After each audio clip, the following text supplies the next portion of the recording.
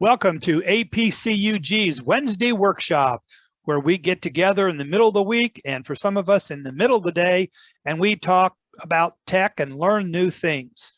Today we have two presentations going to be taking place. We've got Rob Truman going to be talking about a lot of features in Gmail that many of us might not realize. And then Judy will finish up with some fun stuff about Google, and we're going to have a good day. My name's John Kennedy. I'm your host. Bill James is my co-host. He'll be taking care of Zoom problems and any things like that. Judy Tallur is our lady with the questions, and she'll also be presenting later today. So at this point in time, I'm just going to turn it over to Rob. He's been here with us a number of times. We're glad to have you back, Rob, and enlighten us. That's a big job, John, but I will Yep. I will definitely do my best. So let me get stuff shared out here.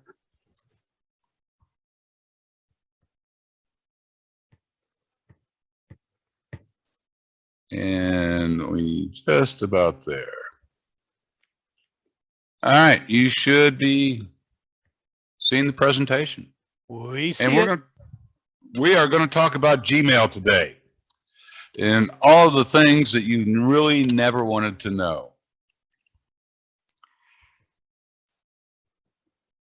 So a little bit about me, and as the slide says, this one's all about me. A little bit of my background, some places I volunteer.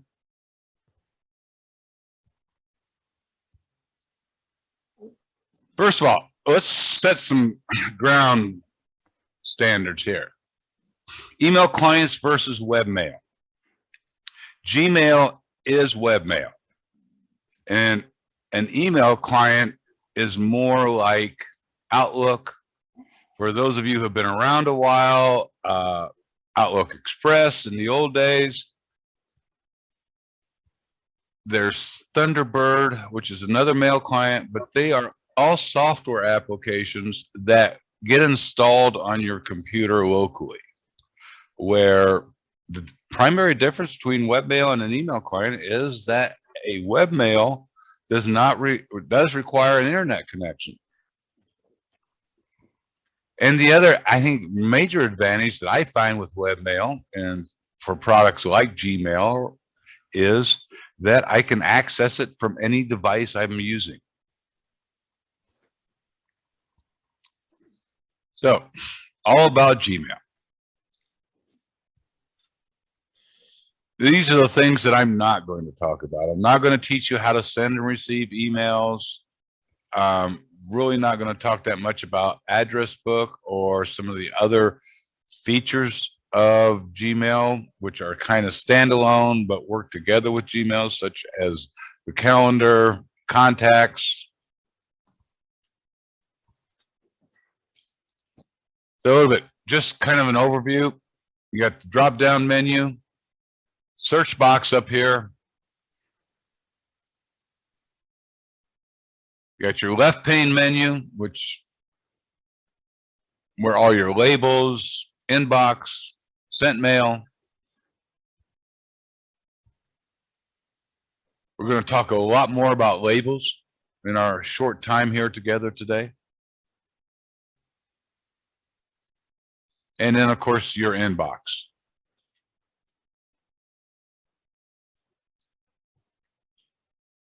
This is probably an area that most people never even go into. And I would highly recommend that you get into your settings. See what Gmail is capable of doing. Because in my opinion, Gmail, even though it is a webmail service, is probably as close to getting to an actual email client than I've ever seen. There is just so much that you can do with Gmail. These are some of the different categories that you will find under your Gmail settings.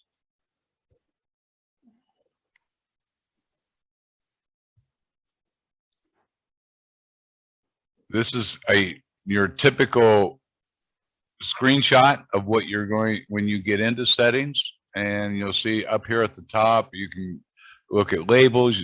You set up your inbox for however you want it. You can add different accounts and import from different email accounts, not just your Gmail account. And we're going to go over some of these today.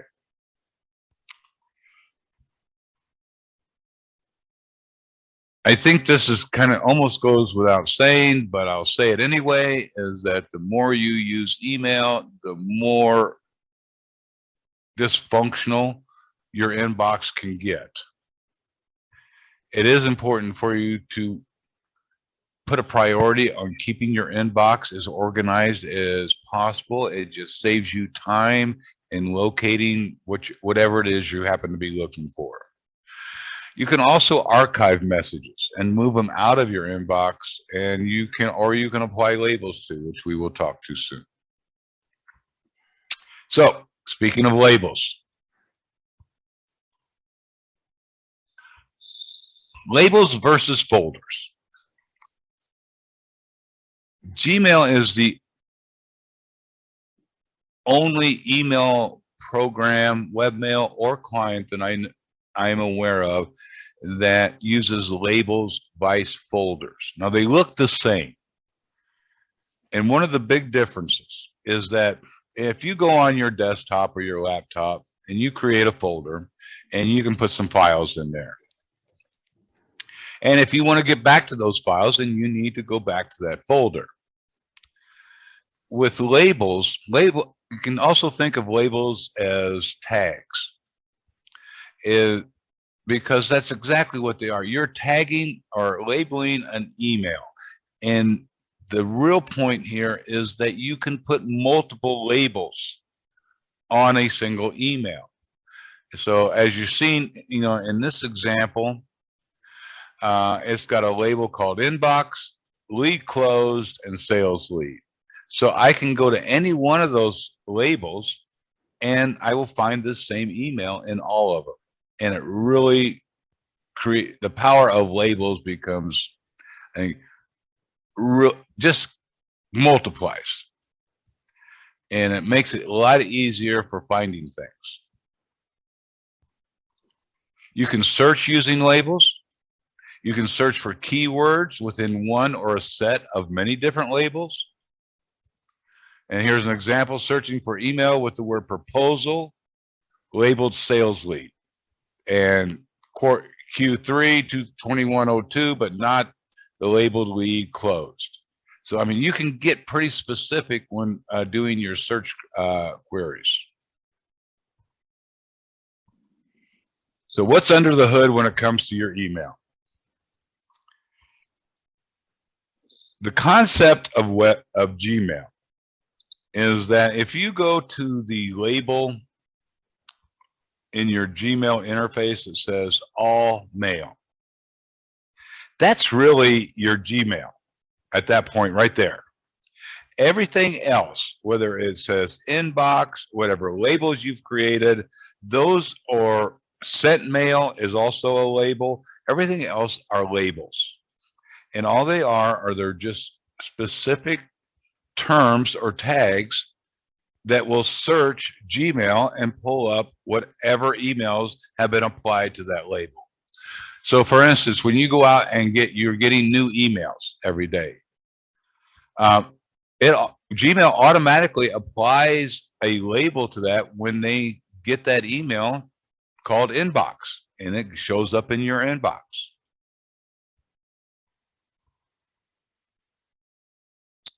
Short video. Someone let me know if the audio is not coming through. After you've been using Gmail for a while, your inbox may start to get cluttered with lots of different messages. So we're going to take a look at some of the ways to clean up your inbox and organize your messages. In your inbox, you'll see a checkbox next to each message, and you can use these to select specific messages, or you can use the checkbox at the top to select or deselect all of them. If you want to get rid of messages, you can delete them, and if they are spam messages, then you can report spam. which will delete them and also help Gmail filter out those types of messages in the future. But most of the time, you won't need to delete messages. Instead, you can archive them, which takes them out of your inbox, but puts them in a place where you can still get to them if you need to. So this option is much safer than deleting them. To see your archived messages, go to the left menu pane and click More, and go to All Mail. This will show you everything that's in your inbox, as well as all of your archived mail. To hide your archived mail, you can just go back to the inbox. You can also archive or delete a message while you're viewing it. You'll have the same options that you have when you're viewing your inbox, and it's really up to you how you want to manage your messages. Gmail has a really great feature called Labels, which you can use to organize your messages. Labels are basically folders, except you can apply more than one label to a message, and you can also create your own labels. For example, some of these emails are from friends, so I'm going to apply a label to them. If you go to the Labels button, you can place a check mark next to one or more existing labels, or you can create a new one. Type a name for the label, click Create New, and then click Create. I'm going to click this top checkbox to deselect all of these. There's now a Friends label next to each of these messages, and the label also appears in the left menu pane. If you don't see it, you can click More to see the rest of your labels. To make your labels easier to see, you can color code them. Click here and choose the color you want. If you click the name of a label, then Gmail will just show the messages that have that label. This can be very useful if you have lots of emails to sort through. Archiving and labeling are even more powerful when you use them together. For example, many people like to immediately label and archive all of their new messages so that their inboxes will be as empty as possible and all of their messages will be easy to find. But you can use these features any way you want to create an organizational system that works for you.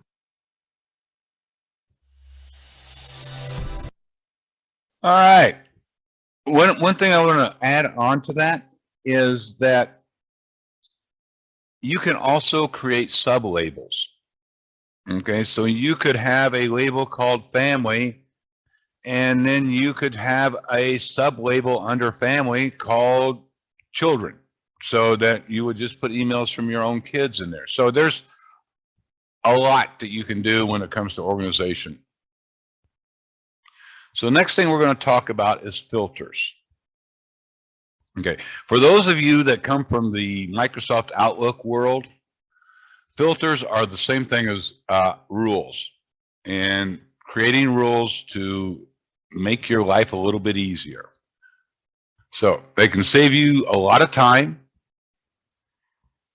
and primarily you can create a filter that will look for just about anything within an email, and then you can have it do something. Whether that's get deleted, get applied a label, go to archive it, whatever you'd like to do. Immediately send it to spam so you never have to see it.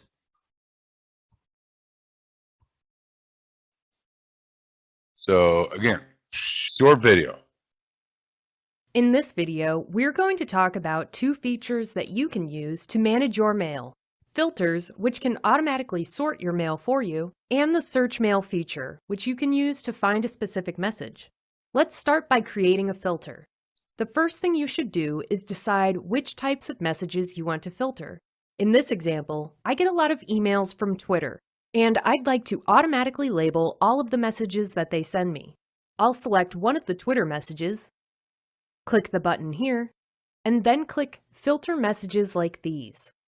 Here you can choose the search criteria that you want. You can filter based on the sender, subject, or keywords that appear anywhere in the message. Now, it has already put in some criteria for me, based on the message that I selected a moment ago. If you need to, you can change any of these criteria.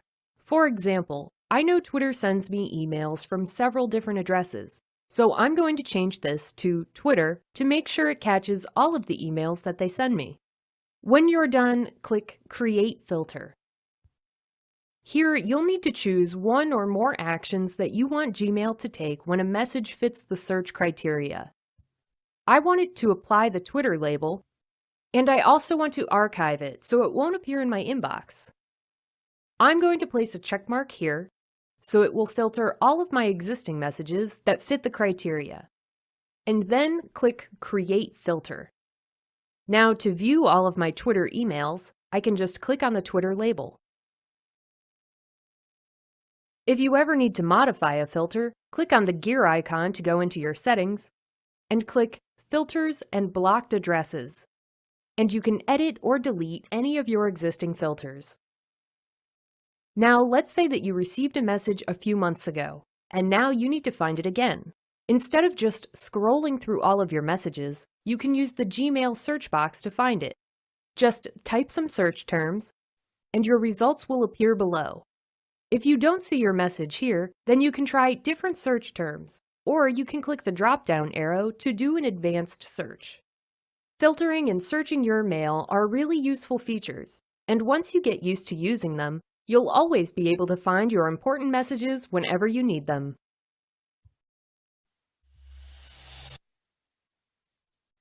So these are just a few common filters that people seem to, gravitate towards in the beginning. The link at the bottom is an article on some of the best Gmail filters.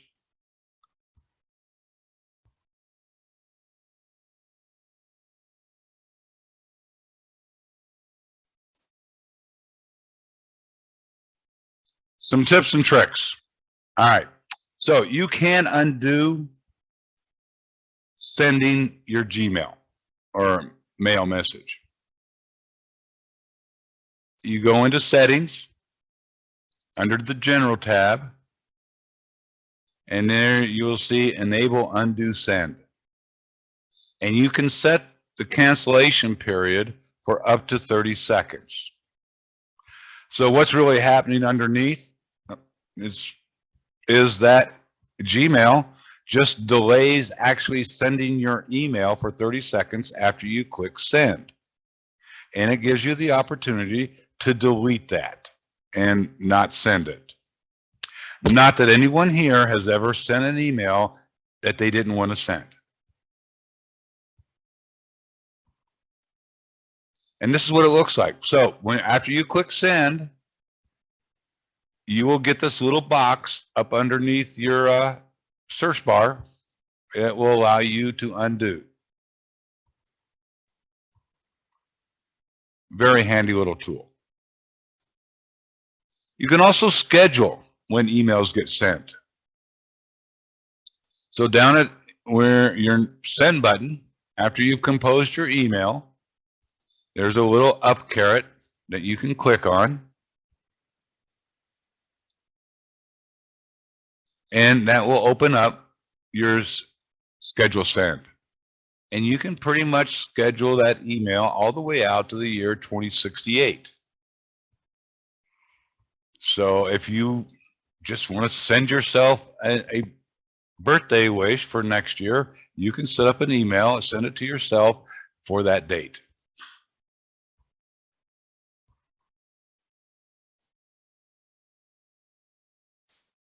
Of course, you can select multiple emails and do things with them. And most clients have this.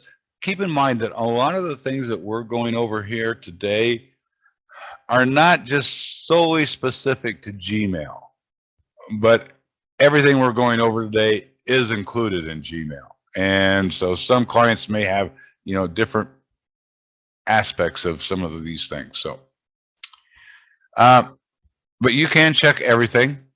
Makes it easy to delete stuff. You can also create groups to send emails to more than one group of people. And you would do this in the contact section. And that's kind of an example. So, shortcut cheat sheets. While in Gmail, if you hit Shift plus question mark, you will get a pop-up list of various keyboard commands that you can use while using Gmail. There's also a link at the bottom of this slide. Very handy little tool there. You can also add other accounts to Gmail.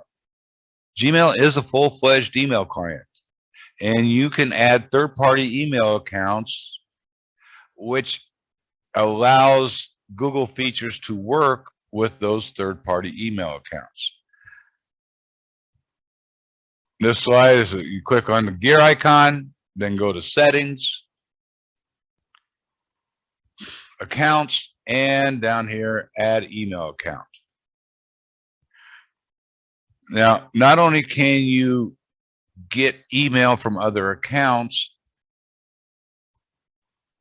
you can send email from different email accounts.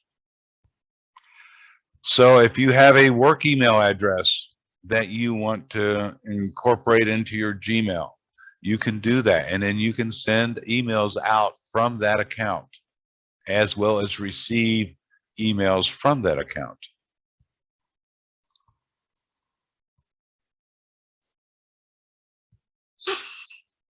Don't just label spam block users. Gmail lets you block individual senders. On your desktop or mobile, you go to the three-dot menu, or what they call the hamburger, and you can just select block whoever that user is, wherever that email is coming from. Personally, this doesn't do a lot because it's so easy for, let's say, people that are sending you spam to just set up so many different aliases. And we're going to show you how to set up aliases inside of Gmail here shortly.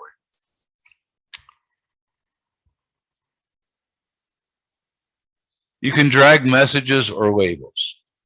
As we said earlier, Gmail has labels, not folders. They are functionally the same. And you can easily drag a message from the inbox to a label and assign it that label. This, to me, is one of the greatest things that Gmail has going for it.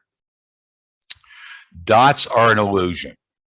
So, as you see in the graphic to the right,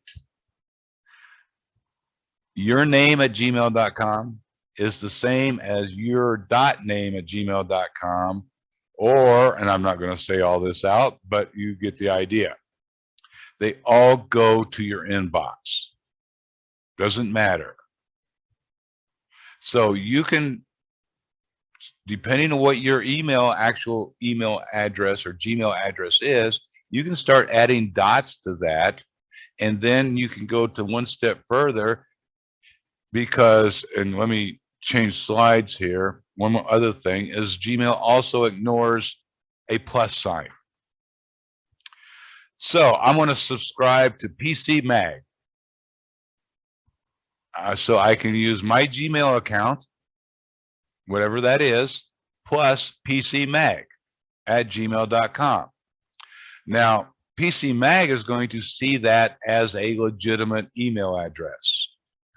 But when they send me information, it will go to that email address, but end up in my regular inbox. It goes to the same place as whatever your Gmail account is. This is really handy because the nice thing about this is that when you create a filter, they don't see what's after the plus sign. Or they do see what's after the plus sign, my mistake. So I can set up a filter saying that anything with this email address goes over here to this label and keep things separate. So it's extremely powerful, and I encourage you to play with it. See, if it helps you clean up your inbox, organize your Gmail interface. Smart Reply and Smart Compose. I use these a lot. Okay, and they're suggestions because what Gmail does is it uses artificial intelligence to kind of look at how you respond to emails, and it offers suggestions based on the text of the email. And this appears in both iOS, Android, as well as on desktops.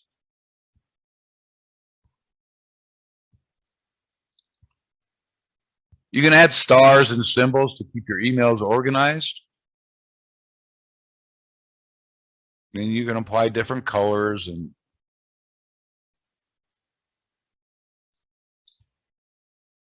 other than the dots and pluses, this is probably the other feature of Gmail that I use, I would say, on a daily basis.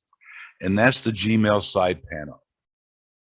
So along the right side of the screen on your home page of Gmail, you'll most likely see a sidebar. Now, for most of you, there will be 3 or 4 icons, because what they don't show here is there's also a contacts icon, but there are 3 there by default.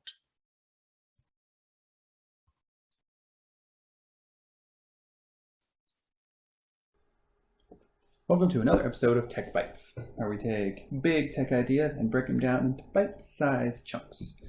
In this episode, I want to talk about the Gmail side panel. It's a place where it integrates Google Tasks, Google Keep, and Google Calendar into your Gmail window. So I have my Gmail pulled up here for my test account. Over on the right-hand side, I have this panel hiding over here. I'm going to click on the Calendar panel first. Now what this is this a quick day view of your calendar for the day. You can change it to be a month view, go to a particular day on the calendar. Now this is really handy when you want to have a quick glance at your calendar of events while you're still in your email instead of going between two different tabs. Even better, if I were to be in the Were You Eaten by a Dinosaur email, let's say this email was important for me to correspond or reply to, or it's a calendar event coming up tomorrow or something. I can maybe go to tomorrow, and if I click over here, maybe at 9 a.m., notice the subject of the email becomes the subject of the calendar event. And I can add all of my other information I need, just like a calendar event in the calendar, but I don't have to leave. Additionally, if I copy and paste the URL for the email like I have up here and paste it in the description, now whenever this event goes off tomorrow at 9 a.m., I could click on this and be immediately brought to the email that started it all, so I can be prepped for the meeting I'm going into. In addition to this, another option in the sidebar here is Google Keep. Now Google Keep is like notes on an iPhone, or kind of like virtual sticky notes. So here I could take a note and I could say things to remember.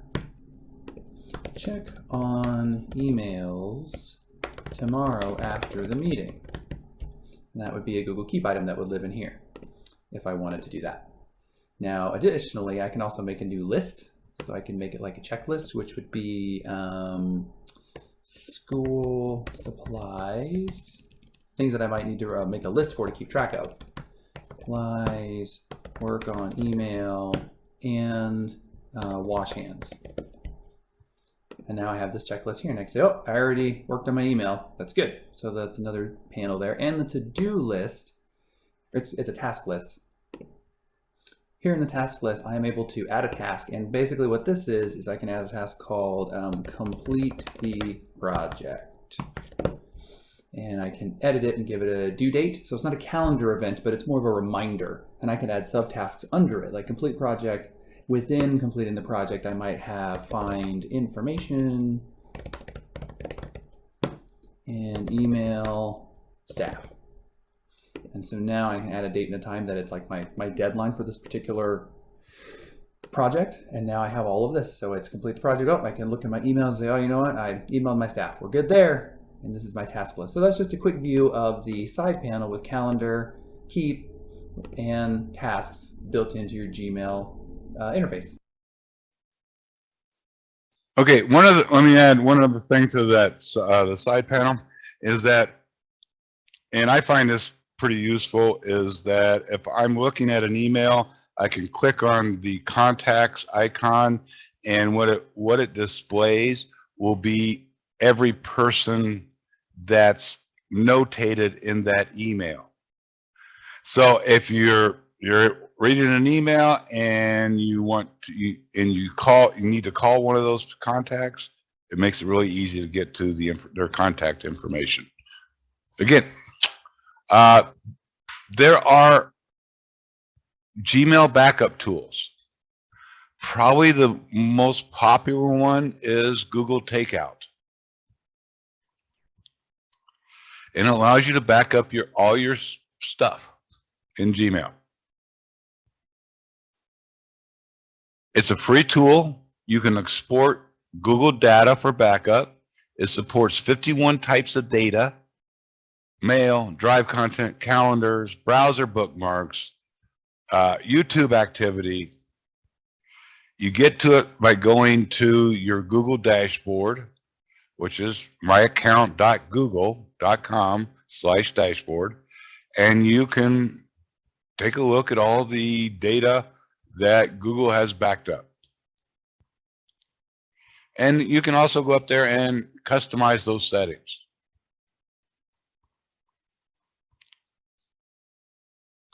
With Gmail, you get 15 gigabytes of data storage.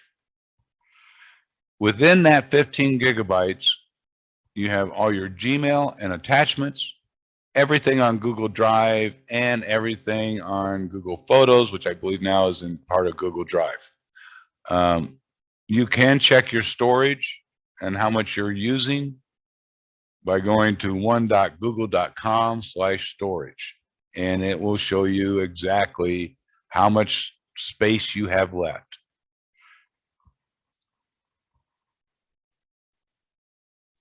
Spam detection. I personally think the Gmail spam detection or spam engine inside of Gmail is one of the best out there. It allows you to check, it checks the sender's email address, it checks links, also looks at spelling and grammar, checks for trigger words, and the nice thing is it uses machine learning and AI to train to look for new things that you consider as spam. So this is a feature that requires human interaction to become better. And as that last one says, this blocks over 100 million spam emails per day.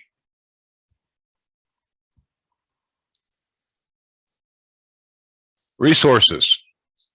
We're coming to the end here. Techboomers.com has got some great stuff. One of my favorites, for anyone who's taken any of my presentations previously, will know that I love GFC Global. This is a website run by the Goodwill Foundation, and there's just hundreds of different tutorials up there, ranging from basic math all the way up to Windows 11. And YouTube, there's just so much up on YouTube, you know, it almost goes without saying, but it is a tremendous resource when you're trying to learn something. And one more I will add on here, that YouTube and Reddit, which is a social media site, are kind of my two go-to sites whenever I'm doing research for just about anything, whether that's from fixing a faucet or looking up, I have a question about how my computer's behaving. So, and you can take a look at Reddit at your convenience. It's a fairly good, I think. It beats, in my opinion, Facebook and Twitter and all the rest of them. My website, these are just some of the articles that are currently up there. There's quite a bit. Last time I did a count, I think there was close to 100 different articles just on Gmail alone. You're more than welcome to head up to the website and take a look at it. I do run a mailing list. You're welcome to join that if you'd like. I don't do anything with your information. All I do is I send out emails every week on the latest articles that I come across. Last thing, Google has a service that you can set up. So when we are no longer walking this earth, all of our data with Google goes somewhere. It can either be deleted, you can give someone else access to it. It will notify your contacts after it's been inactive for a certain period of time. So again, nice service. And if it is of interest, you need to take a look at it. And finally, Q&A.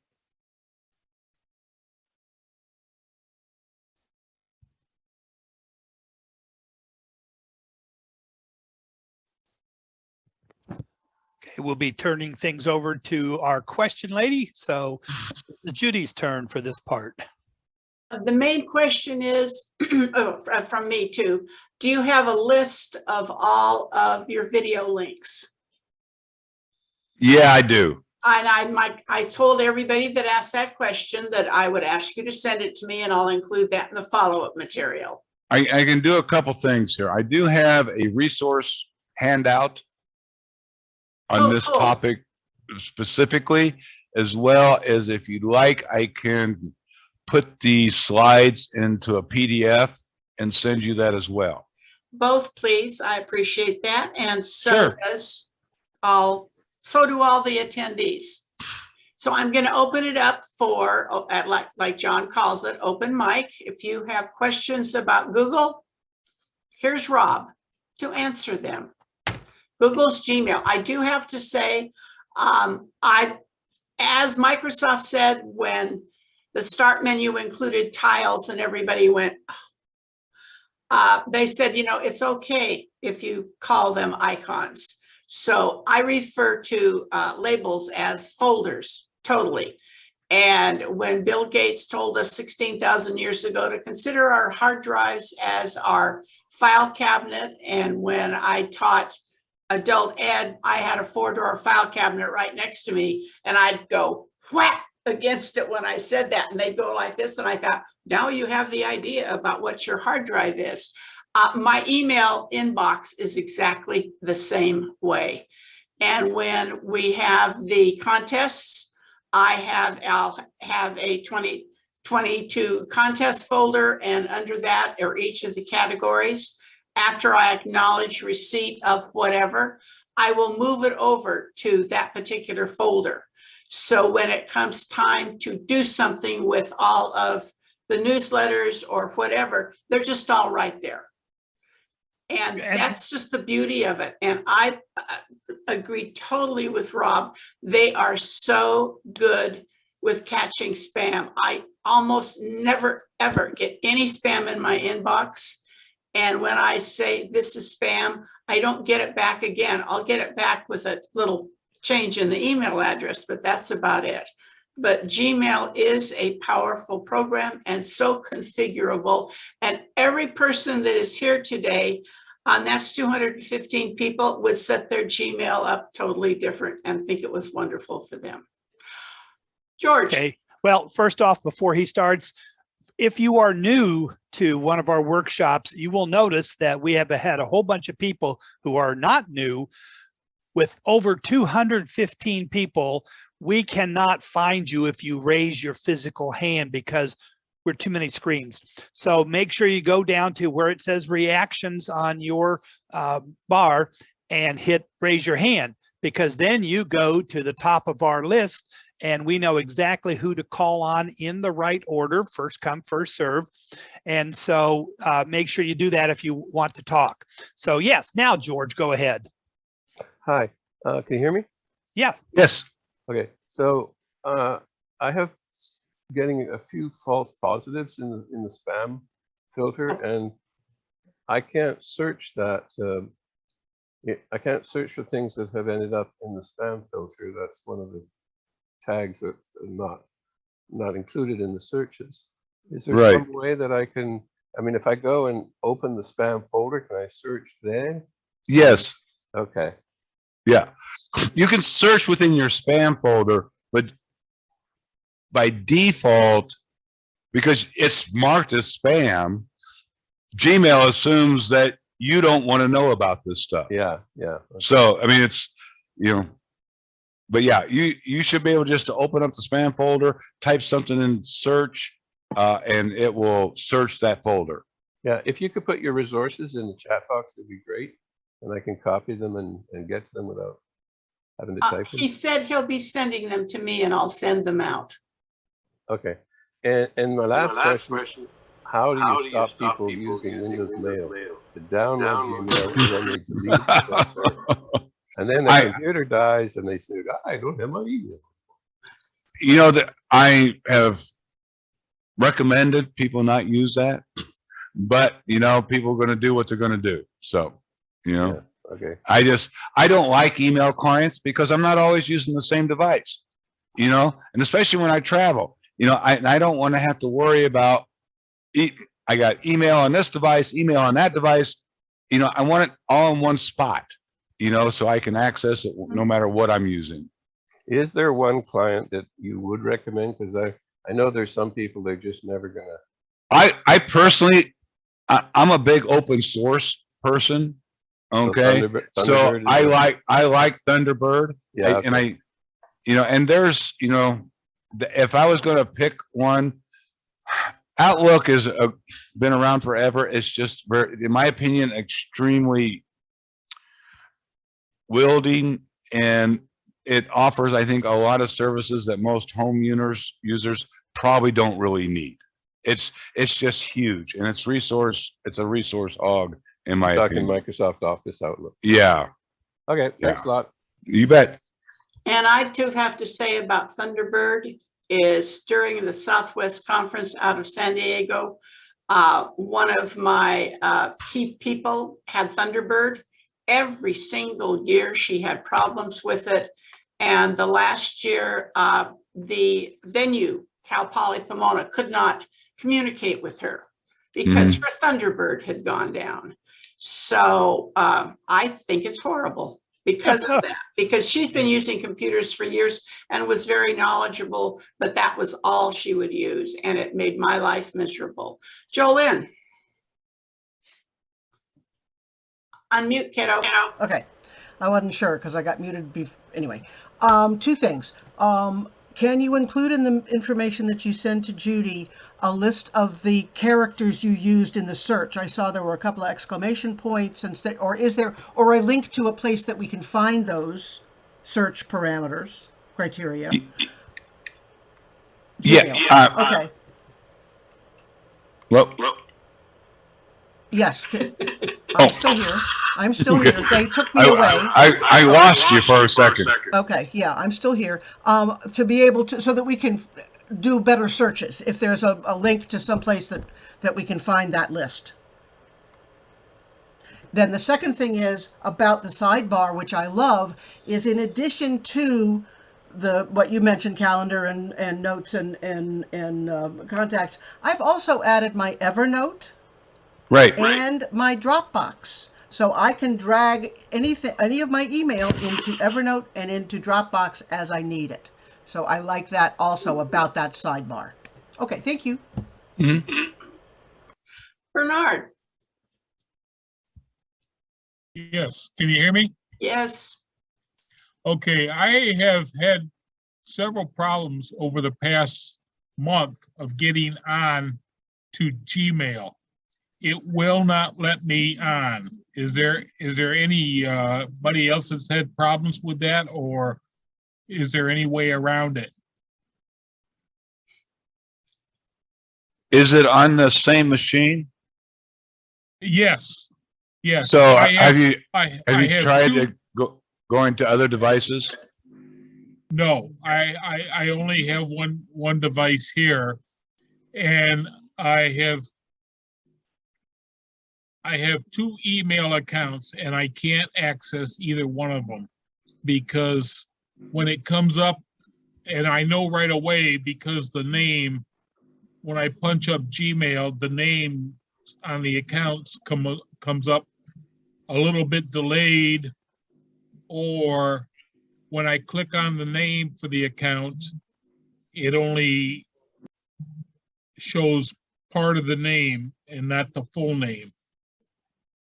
My recommendation would be is if you have a smartphone, is one, when you need to isolate it, is this your machine, your internet access, or is it something else?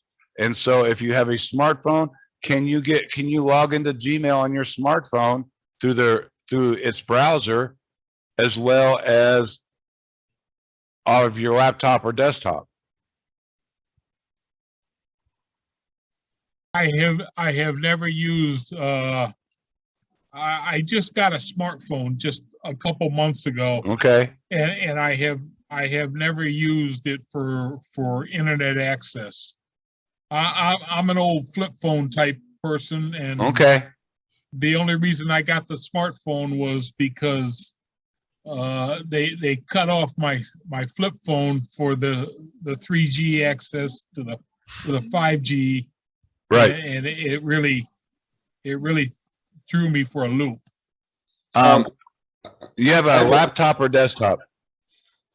I have a laptop. You have a neighbor that has Wi-Fi? Well, they probably do, but I have never consulted with a neighbor. All I'm saying is you may want to do a different type of connection. I don't know, whether you go to your library, use their Wi-Fi hotspot, whatever, but test and be sure you know what's going on. And it's just, you're not just saying, well, I can't connect to Gmail, because there's a lot of other pieces to that puzzle.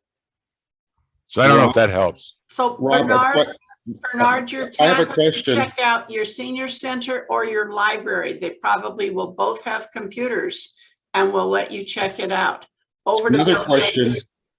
Another question, Bernard, when they set up your new smartphone, did you use the same Gmail address, or did you set up a new one? I have never used any internet access on my smartphone. I just don't believe in doing that. If I want internet access, I go to my laptop. What kind of smartphone do you have? iPhone or Android? It's Android with it's a Motorola with Android. When they ask you for your to set up your account, did they give you a new Gmail account, or is it the same one you use for your Gmail? I don't know. I'm new to it, new to the smartphone, and I really don't know how to do that. Okay. Bernard, where did you buy it? I belong to Consumer Cellular, and I bought it at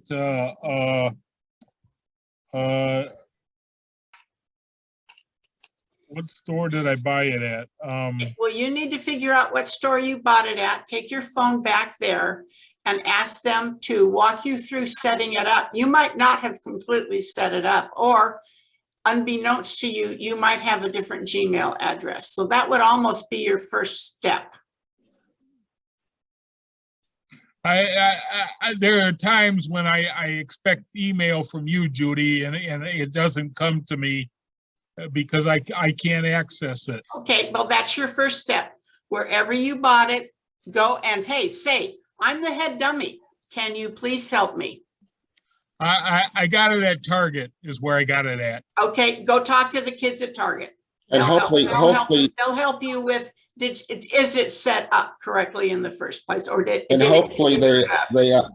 hopefully they understand that you need to have the same Gmail account that you've been using for your email. Gee, and Okay. Bill, I was just going to say we'd send him an email about that, but we can't. No. That's something that's always something you should consider. With Google, you always have to have the same email address, regardless if you're going on YouTube or any of those Google accounts. The Gmail account is your user ID to access that, whatever password you have. So please go to Target and then let me know what they said. Thank you. Over to Huey. Okay, thank you. Your turn, Huey. I have a neighbor that I help, and he has a a Samsung Android phone, and he uses Outlook on his PC for his Gmail. What's happening is if he deletes an email on his phone, it also deletes it from his Outlook. Is there a way to separate the two of them without totally separate him so he can still get his mail on either one of them? Okay, this is taking me back a few years. Okay, there's essentially two types of email accounts. One is POP3 and one is IMAP. IMAP is the standard for webmail, okay, because it's constantly talking to the email server. POP3 is the old style of email where it goes out to the server and downloads everything to the device. So and I don't know if you can even set up Gmail under a POP3, criteria. You have to check. You can, because that's how I do it. And Okay, I don't know how to help him. I don't think he wants to change it. I think he just wants to be able to delete it from his phone and not delete it from Outlook. Can it be done as an IMAP? I'm not sure, but I would suggest maybe just doing a search on that. I mean, you should be able to, and you'd have to look at Outlook, because I haven't used Outlook in a lot of years, is you may be able to save that email somewhere else on his machine, so it's not completely, if I remember right, you have local folders in Outlook, and then you have whatever the email account folders are. And you may be able to move the email out of the email account folders into a local folder inside of Outlook. That would be probably the easiest answer for anyone. Okay, thank you. Mm-hmm. Huey, I want to say I had that with my Comcast. And you have a choice when you deal with your primary email client. I could choose to leave my messages on Comcast and not download them. So they would just come in as an email, but they wouldn't be downloaded. They would always be kept at that Comcast account. And that's an option you can set up when you set up your email client. So I'll just share, that's how I did it in the past. I agree. I'm looking now. I think you can, because I leave mine on the server also. Yeah. Okay, Steve. Yeah, is it possible to create a quick launch shortcut that can go open up your browser and start up your Gmail and go to your inbox straight away without having to go through all that process? Actually, yeah. I mean, I have them on. The easiest way to do is go ahead and what I do anyway is log into your Gmail account, go to your inbox, and then up in the top of your browser, if there's a little icon that you can drag straight to your desktop, it's right on the address bar, and that will create a shortcut on your desktop. Oh, okay. You're gonna have to play with that because it's kind of hard for me to explain exactly, but it's really simple. I mean, you basically, where the address of the website you're currently on, right there by where it says HTTPS, just grab that and drag it straight over to your desktop, and it will create a shortcut there. Rob, not to be too much of a Budinsky, if you just share your screen, you'd be able to show him the little lock that he has to drag. You could resize your Gmail window, and then you could just drag it to the desktop to let him see it. And Yeah, hang on. Bill, don't we have a handout on that? Because that question has been asked before. I don't remember, Judy. Okay, the answer is yes. Thank you. Bernard, Rob's gonna share his screen. Are you guys meeting in person?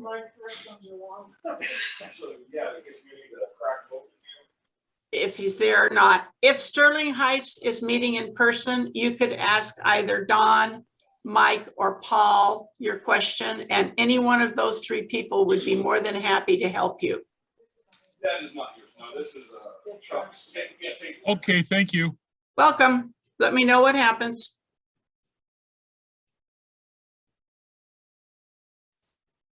All right, let me see if I can share this out. Well, as long as you're going to share, somebody wants you to show how to create a filter. Okay. So you should be seeing something similar there. We see your mail program. All right, cool. So Gmail. Anyway, this address right here, if I hit the little, if I just left click on the little padlock or whatever it is, I can drag it right over to my desktop and I am good to go. And there is a shortcut there. It's that simple. Okay. Then, and someone. We don't see the shortcut. All we see is Right. Well, I didn't create one. I didn't create one. I did. But that's how you're just going to drag that over and it will create the shortcut of whatever website you happen to be on at that time. Then, I'm sorry, Judy, what else did we want to, oh, filters. Okay, so.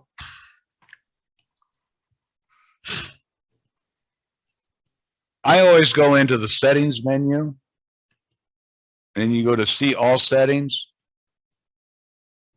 And let's see, then we go down here and we want to come across here to filters. As you can see, I have a lot of filters.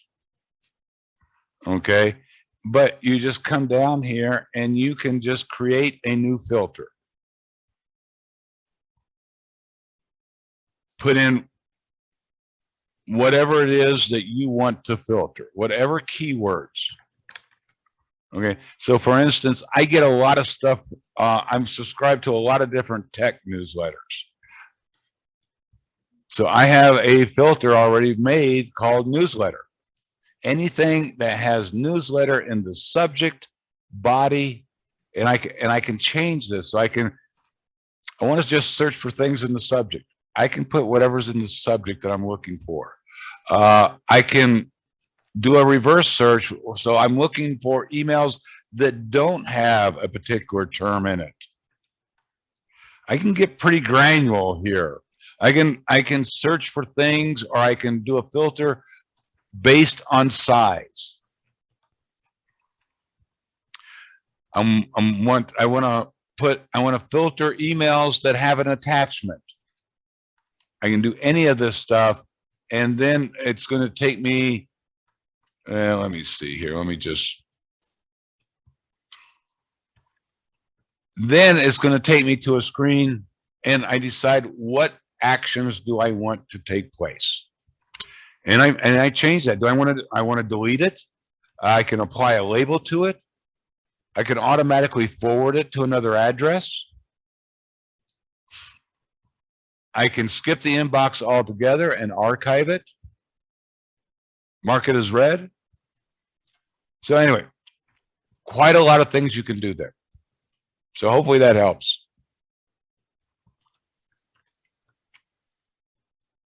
The other thing that I do to answer Steve's question is that I go to my inbox for my Google and I make that my start page under customizing your browser. So that whenever I open up the browser, I have it's my APCUG Gmail opens right up to, my inbox. So you can do it either way, shortcut on your desktop, or make it one of the start pages on your browser. Now, and I'll give you another quick example here. I have we'll call it a folder for Judy's sake, but it is a label. Yeah, and it doesn't really matter what you call them, as long as you know what they do. Let's see here. I'm looking right there. This one right here. And you'll see that I am using this one as a Rob Dot. Well, my email address is robtruman@gmail. So I've created this one, and I use it if I want to subscribe to a service that I'm not sure I know what they're going to do with my information. And then I went in and I set up a filter that so anything going to this address, rob.truman@gmail, goes into this filter or folder. So you can get pretty creative, you know, and the only thing that's limiting you is your imagination. So Rosalie, how can I help you? Well, I was very tired of the little panel on the left-hand side getting in my way when I was doing stuff. So I either deleted it or it went away somehow. How do I get it back? Any idea? Okay. Yep. Down at the bottom right-hand corner on your Gmail, there should be a little right arrow, right caret. Ah, there it is. Aren't you smart? You know, if all the questions were that easy, this would be such a great job. I searched settings forever for that, but I learned new stuff in settings. So thank you. Thank you very You're much. welcome. My pleasure. Over to Jerry. Hey, Rob, thanks for your excellent presentation. Really learned a lot today. Is there any utility program that I could install that would enable Gmail to display the byte size of every individual message in my inbox? Yeah, I'm sure there are, because there are just tons of add-ins that enhance, or they feel enhanced Gmails. And what I would do is I would just go do a search for Gmail plugins or add-ins and see what you come up with. Okay, because years ago I had a Hotmail account, and that was the Right. default that displayed the byte size of every individual message, and I found that extremely helpful to have. No, that. I mean, I think it'd be a great tool of, you know, that, and, you know, if you find something, let me know. I'd love to know about it. Okay, I will. Thank you. So if you go in, here, let me share this again. I think I lost it. Also, under settings, you come down over here and there's an add-ons tab. Currently, I don't have any included, but it'll show you what add-ons are installed and give you a little bit of control once you find one and install it. They actually used to have a section here that, and I don't know, they used to have a section where they would let you play around with stuff that was still in beta when it came to Gmail. It looks like they have stopped doing that. So, Donna, how can I help you? I'm unmuted now. I have a problem with archive. How do you get rid of everything in there? I find in Apple when I'm deleting, I have to delete one at a time. And then for some reason, to message will go to archive. And then in Apple on my iPad, I can never find the archive. So you said today it was in all mail. I'll try to check that out. But I understand it's very hard to delete everything in archive. Yes, it is. And I am not that fluent when it comes to archive, and I apologize. But again, and I hate to keep using my standard suggestion, you know, and that is to do a search to see what, you know, you can do there. Because I guarantee you that if you're having this problem, there are a lot of other people out there having the same problem, and somebody has probably posted a solution to it. And again, if you haven't used Reddit, Reddit has a great section on Gmail that it's just a wealth of information, and there's people on Reddit that are really good at answering questions. And so if you get stumped on something, I would take a look at that as well. Do you have to have an account at Reddit? I've never used it. I've never. No, you don't. No, you don't. You can set up an account, of course, but you don't need one. Okay. Now, if you want to post, then yes, you do.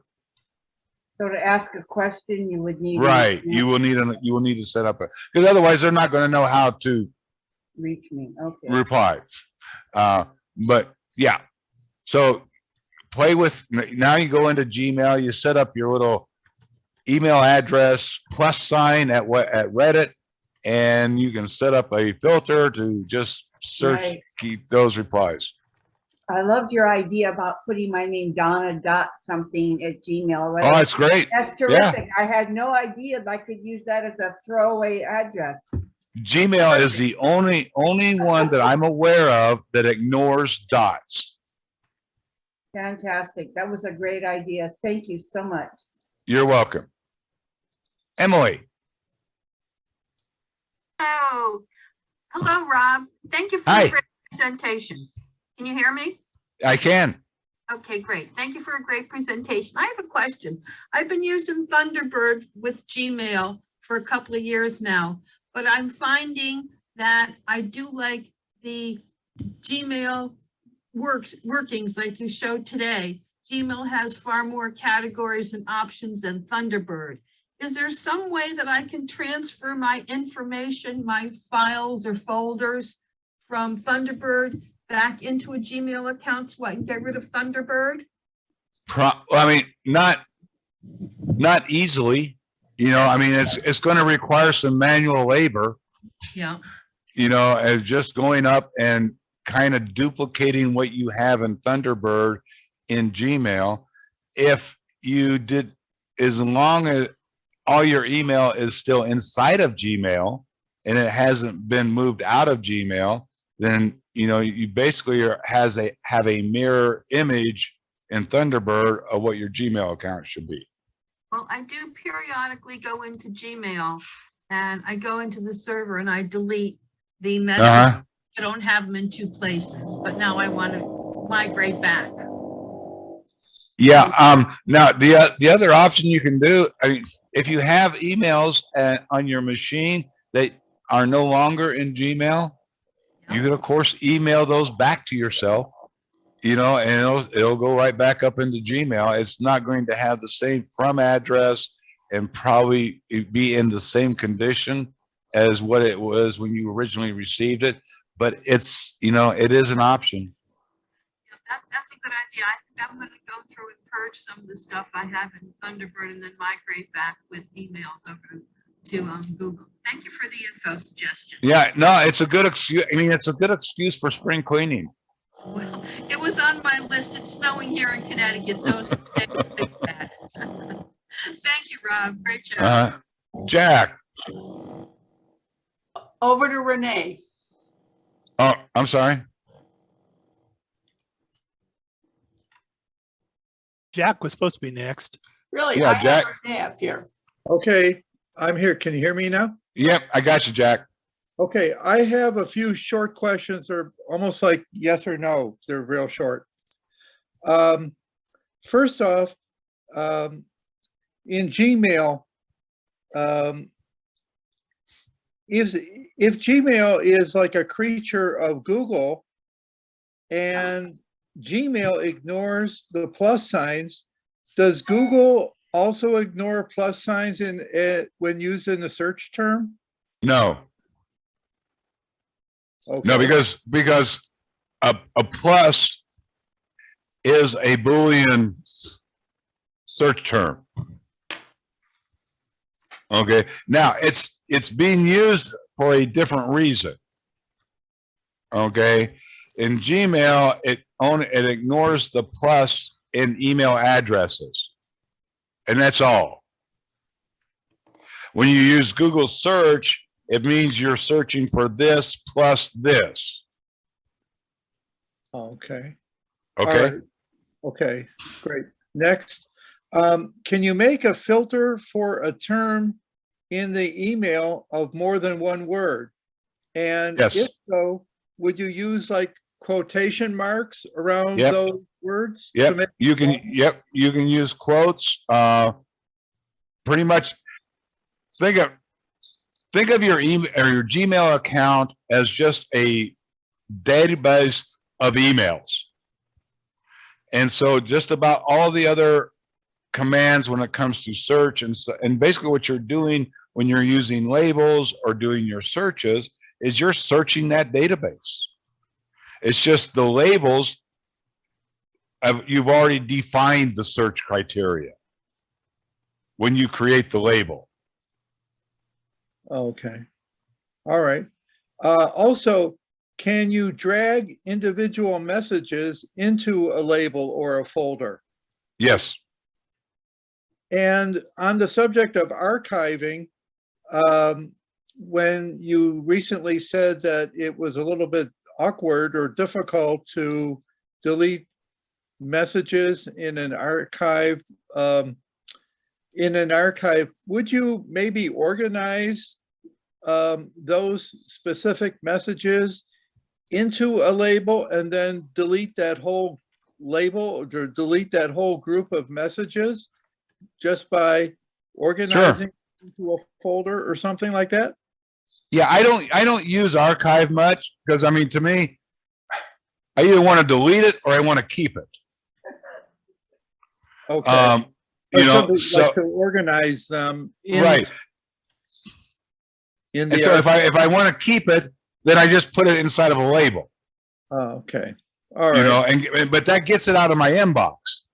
Right. You know, so I mean that's just kind of my philosophy. You know, and so a lot of this is just defining your own what works best for you. Yeah.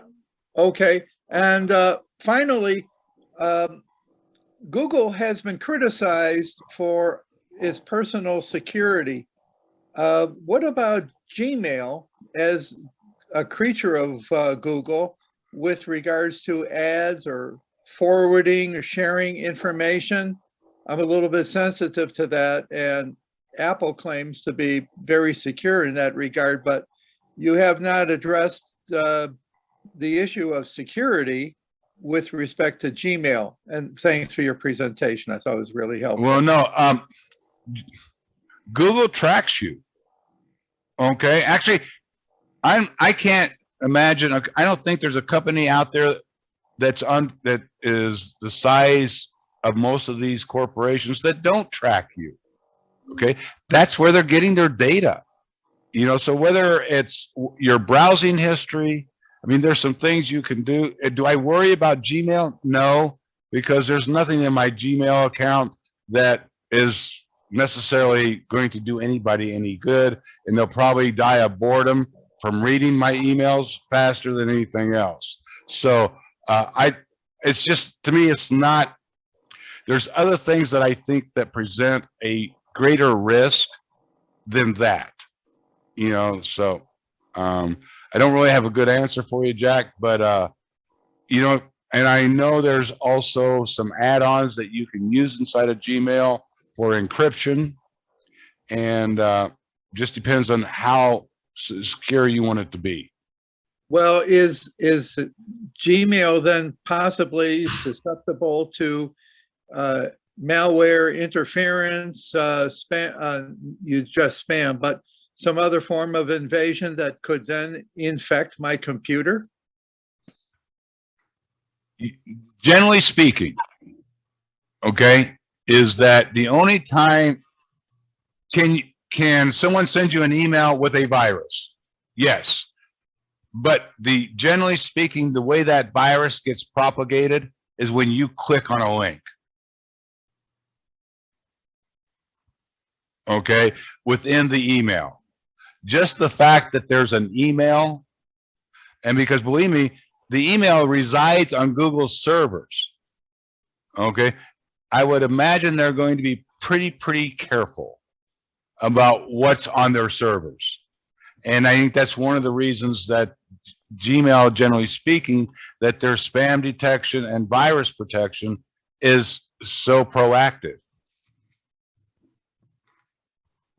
So, you know, hopefully that helps. Thank you very much. Yeah. Renee. Yeah, I tend to keep all of my emails.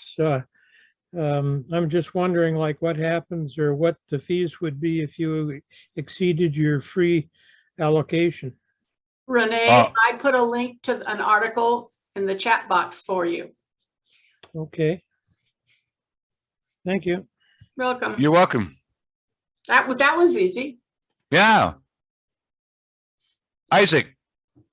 Oh, no, I'm sorry, Eric. Eric, I'm sorry. I skipped this one. Okay, to take the next one first. Shelley has some questions, but she's out of the room at the moment. Okay, we'll come back to you. Isaac. Thank you very much for an excellent presentation. I've recently had a frustrating problem where I open an email and then I want to come back to it later to review it and I can't find it. It's gone somewhere. It's not in trash. It's not in spam. I check all mail. I use a filter, but the email has disappeared into some black hole. Where is Welcome it? to email. Welcome to email. Yes. Yeah. I've heard of this happening, but I never really got a definitive fix. My advice, no matter what the problem is document it, keep track of what, are there arbitrary emails disappearing, or are they all emails from a certain source? All types of emails. And then Now, I even try to click it as mark as unread. Right. And even so, it disappears. Now, I know there's programs out there that you can put a time or an expiration date on emails, and they will literally cease to exist after that. So, I mean, there's a lot of possibilities here, and I'm not sure I have a good answer for you, Isaac. Okay. Thank you. Very good presentation. Thank you. Kurt. Yeah, a couple of comments. My email is at my domain address, but it is hosted by Google. Right. Okay. Now, the plus trick works, and it's marvelous in a number of places, even with legitimate places that you go to. Right. A bunch of my clients all have an account at a particular hosting company, and I have access to their accounts. So my email address for their accounts is ctrout plus something that identifies my client. Okay. The dot trick does not work with Gmail hosting of other domains. Okay. I cannot use that. Okay. I tell lots of people, I detest browser-based email. Okay. That's personal. Okay. I prefer Outlook. That's also personal. It's not an argument that I want to get into here. Okay. But does Gmail support IMAP folders so that I can move things from the Gmail client if I want, or have Google actually process them for me through a filter? Right.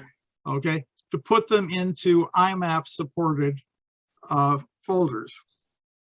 I'm not 100% sure, Kurt. I mean, because like I said, I haven't used Outlook in a long time.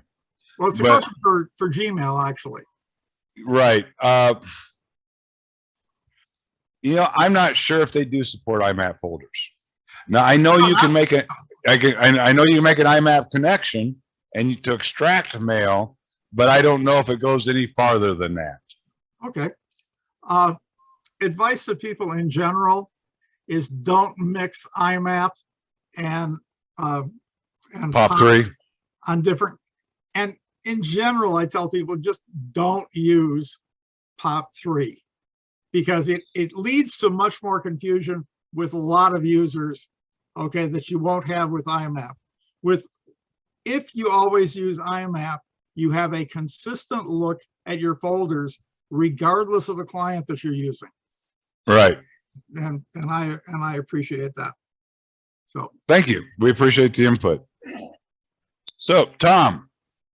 Yes, Bernard, I mentioned he had a problem with his accessing his Gmail. One thing to do, maybe have someone come over to his house and see if they can access their Gmail with his hardware. I agree. I'm assuming that gentleman is part of a club, and so I'm hoping someone within that club can maybe offer him some assistance. It could be user unique to him, or it could be unique to his hardware, and Yeah. other things. Yeah. Another thing is, you mentioned about plus sign in an email, which is part of the username. If I add something to my username, let's say Tom, and I say Tom at PC Mag, or Tom plus PC Mag at something. Right. Okay. And now PC Mag responds to me. They send me an email. Yeah. Will I be able to tell it came from PC Mag because of it? I need a label to search for that. Well, it's most, yeah. I mean, nothing's going to change on the emails that they send you. Okay. It's just when it hits, I mean, they're going to have that email address with the plus sign in it. And that's where they will send all of their email. They have no clue as what's going on when it hits Gmail. No, I mean, for me, let's say I give a questionable website my email address, Right. and I put the plus and their name on there, so I know Right. where I'm sending it. And they reply to me, or they use the email for spamming. I can say where they got the email address from because it has their source on it. Exactly. Yeah. So, I mean, to me, those little items just make creating filters extremely convenient, you know, and so. Next time you don't know how some organization got your email address. They pretend that you're on their mailing list. Right. If you reply to unsubscribe the email, now they validated the email. Exactly. If you have got some kind of markers, I'll call them, which are plus something in the email you've created or given to somebody, and they abuse it, you know who did it. Oh, no, there's a lot of different uses for this. And those are all good points. Okay. That's it. Thank you. Thank you. Kevin. I want to interrupt for one second. We've got 3 more people who have their hands raised. We're going to cut things off after Lloyd, and we're going to switch presentations. And then after Judy's presentation, we'll be back open for more questions and more open mic. So we'll go 3 more people and then we'll switch to Judy. Okay. Yes. Good presentation. Always love learning new stuff about stuff that's so complex. Rob, what I want to know, I've got about 3 or 4 things. Can you create a filter that selects the email based on the label the email should be in? So because my idea is I'd like to take all of the emails that are part of a certain label, and I'm going to be adding people to that label every now and then. And when I get a new email from them, I want that to always go into this one label. But I didn't see anything in the filter that said, if the email is supposed to be in this label, then filter it to. Well, there's no way for Gmail to know that it's supposed to be in that label. Yeah, until it's actually in the label. Until you provide a rule or, filter that tells it to do that. So if you're looking, say, I want all emails from this domain, okay, to go onto this label. Yeah, no problem. No, but I'm not sure what you're describing is. Well, so what I'm trying to do is I'm trying to have a label, and we'll call it clients. Okay. And as I get a new client, I'm going to add their email address to that label, and then I want to make sure that any email that comes in that is for that person or that they're right. label clients, I want to make sure they wind up going into the label clients, but I don't want to have to create 57 or 100 or 200. You can add. All right. So you're setting up a filter from multiple email addresses. Yeah.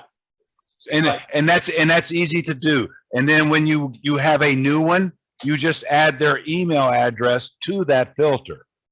So I'm going to have to take that one filter, and where it says from, I'm going to have right. to have this person and that person and that person. You basically, yeah, you just put their email addresses with a comma after it, you know, and Yeah, okay. that's Yeah. really the only way that I can think of that Okay, would work.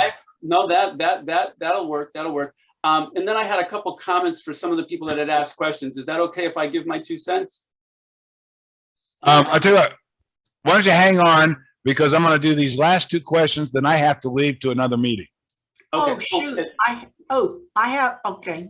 In that case, my last question is, how long do we expect this meeting to last today?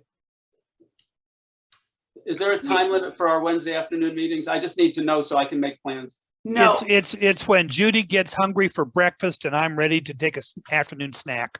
We've gone till 2:30 at a number of occasions. Thank you. Okay, I'll wait. Thanks. All right, Steve. Is it possible to get a list of what Gmail has of spam filters? Because I think I've probably got. I don't believe so. Yeah. Okay, I mean it's they're using artificial intelligence on their spam filter. Okay. Because I'm pretty sure I've got at least 1 or 2 sites that I never see anymore because they've put it in a spam filter and it doesn't even show up on my inbox anymore. Well, what I would do is always check your spam. Now, Google by default deletes everything in the spam folder after 30 days.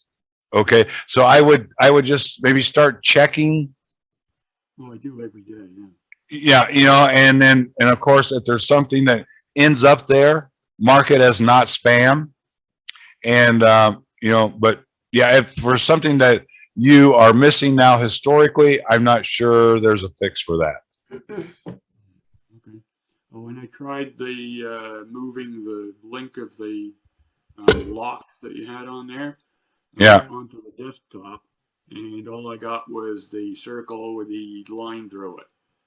So what? Really? Yeah. So what I did was I copied the address for the inbox, then went to the desktop, created a shortcut, and then pasted that into it. But what I actually wanted to do was to create one that I could have on the taskbar, so that when you hit the Windows key and the number of what position it's in, it would come up.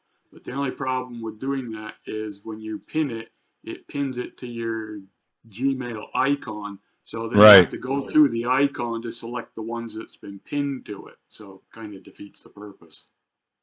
The nice thing about technology, there's never just one way to do something. Yeah. Lloyd, finally, huh? I'm going to go just a little bit technical for a couple of things. And I just want, and again, first of all, open disclosure, I'm a Microsoft Outlook user, been using it for years for a reason, and it's probably for business. Most businesses accept that as, not most of them, accept that for most business type of functions. Anyways, to make a long story short, Google, Gmail, it's IMAP. Okay, fine. A lot of other companies that offer internet services allow you to have your emails on their servers. What is the policy of Google with regards to the Gmail? Does it go through the emails and, let's say, uses it for its purposes for searches and whatever?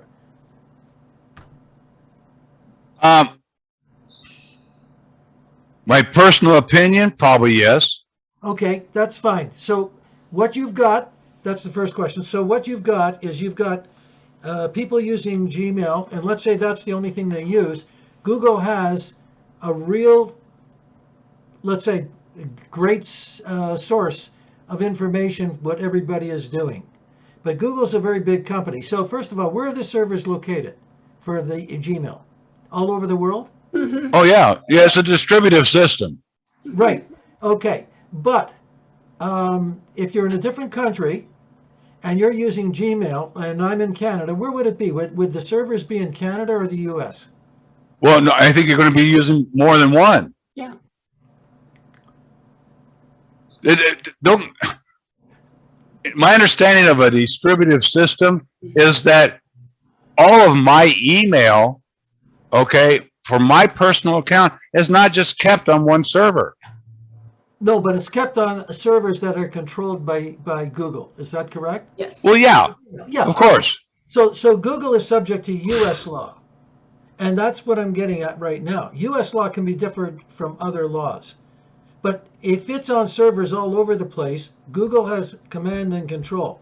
Google is very active and they can ban you on certain things, you know, like YouTube or whatever. You may say a certain word in one country and it may be interpreted incorrectly by Google and they say, okay, you're off, you're out. And that happened with, there are people who have, they don't even know, legitimate people, never did anything wrong in their lives, and for whatever the reasons, they got kicked out of YouTube. Okay? They don't know. They Okay. just didn't know. So if they're following those kinds of policies and you're using all your email with this one company that makes decisions, you could have problems with your email. Whereas, being an Outlook user, I can bring in, I could use a Gmail account for certain things, okay, whatever they might be. So I don't care whether I lose the Gmail stuff or not. But the point of the matter is, I can bring everything into an Outlook client. One of the features of Outlook, which I find very interesting, and they can do it too also automatically, is I can gather together all of my email in one place, and then I can start working. Now, one gentleman mentioned that he had difficulty, wanted to get it off of his iPhone or whatever, or his Android. And the point of the matter is, if you came home and you had all this stuff together, you could delete what you wanted to delete, and you don't have to keep it on your phone. But that's one of the things that bothers me more than anything else, because Google's got its, I'm not knocking it, but they do everything that they can control. And if they've done one thing with, let's say, YouTube, they could do something with your email. That bothers me. It's a very disturbing. Okay, would you agree that whether it's Yahoo, AOL, or anybody or any other of these companies, that they are also doing the same thing that Google is doing? Right, but it's not in the same company's hands. That's my point. I have. What do you mean it's not in the same company? Well, Yahoo is not Google. No. But Yahoo also runs a search engine. They run a technology company. Absolutely. But the point of the matter is, I can pull it off of Yahoo. Yahoo may not ban me, but Google might ban me for something I did on one of the other apps. I'm not. Again, I don't want to get into an argument. All I'm saying is. Oh no, I'm just asking the question. You're putting all your email in one basket. If you're using Gmail. You said that you can bring all of your email into Outlook. I can do the same thing with Gmail. Yes, you can. But the point of the matter is, if it goes into Gmail, then Google's now has access to the data and things that you're doing. And that's not a problem for me, because I keep, I try and keep it up and up. But what I'm saying to you is, this really scared this one person. He had an account with the YouTube, and suddenly, all of a sudden, they knocked him right out. And whether or not they would carry it forward with his Gmail account, if he's got one, I don't know. But this is what I'm saying. If you rely strictly on the Gmail account, that's one thing. But most of the other people, now you mentioned Yahoo, but there are other local people too. Your email is registered somewhere, but it's not with Google, so you have a note, just in case Google stops you for whatever the reasons. And, I'm just saying that. And another thing too, and again, I'm not knocking it, but if you have an @Gmail account, a lot of people look at that from a professional point of view and say, that's not very professional. You should have a name, your following the @. It should be like a company name. So. Well, no, everything I've talked about today is totally focused towards personal use. Right, okay. So the other thing too is, and I'm not sure if you were clear about this, if I were downloading my email from Gmail, can I delete it in that process, or is that a two-step process? Sure. To go on? Oh, you can, okay. Yeah, I mean, it's like any other webmail client, but Gmail is kind of like webmail on steroids. Okay. Fair enough. They've they've refined this, and you know, it has a lot of tools that you may not find in most webmail clients. Right, okay. Okay. No, I just, you know, and people need to use what they're comfortable with. It's one reason I don't use the DNS servers from my ISP. I use public DNS servers because I don't trust ISPs. They're gonna make their money any way they can. So I mean, there's a lot of security issues here that I think you just need to resolve yourself with and decide what's a risk and what's not a risk, or what level of risk are you willing to accept. Okay, thank you very much. Again, I didn't mean to be argumentative. No, not at all, Lloyd. Okay, I need to turn things over to Judy, so if she's got a comment, and then she can, because there are people here who want to know about Google Fun things. So we'll turn things over, and then after Judy's presentation, we'll open things back up for questions about Google Fun and more Gmail possibly. Guys, I got to leave because I got to go do a computer booters meeting now. So I will talk to you later. Say hi to Patricia for me. I will do that. Thank you. Mm. And Al. When I was at Google Home Office and said, where are all my Gmails? I was told they're all over the world. They do it because if a server with everything goes down, you're out of luck. I receive well over 500 emails every single month to my Cellular at APCUG. And that's only one APCUG account I have. We use the nonprofit and we have the workspace, and we were using up all of our space. So John said, you know, you're really going to have to go through your emails and get rid of the ones that you don't need anymore. And I deleted them. And it was quite the process, but it was checking boxes and just pressing delete, so to speak. But I did get the number of emails that I was saving, and because every once in a while, honest to God, I need to go back to something. But every service, AOL, everybody, they have the same thing with the servers, that it's out there in the world somewhere. It's just kind of the chance we take. And if you have something that shouldn't be in your spam box, all you need to do is, what I do is I click the box that says check everything, and then I'll go down and I'll uncheck the one email that needs to go back to my inbox. And I'll click on, you know, get rid of all the rest of them, and the other one goes back into my inbox on whatever date it came in, and it's alive and well for me to get another email from that person. Mine is about just fun things to do with Google. It's not hardly technical at all, but I hope it gives you something new. And I even have, if you happen to have young grandkids or great grandkids, I've got stuff that you can do with them when they come over to your house and they want to play computer. So I am going to change my background. John Kennedy gets all our backgrounds for us. So when we log on to the meeting in the morning, we never know what we're going to have. So here we go.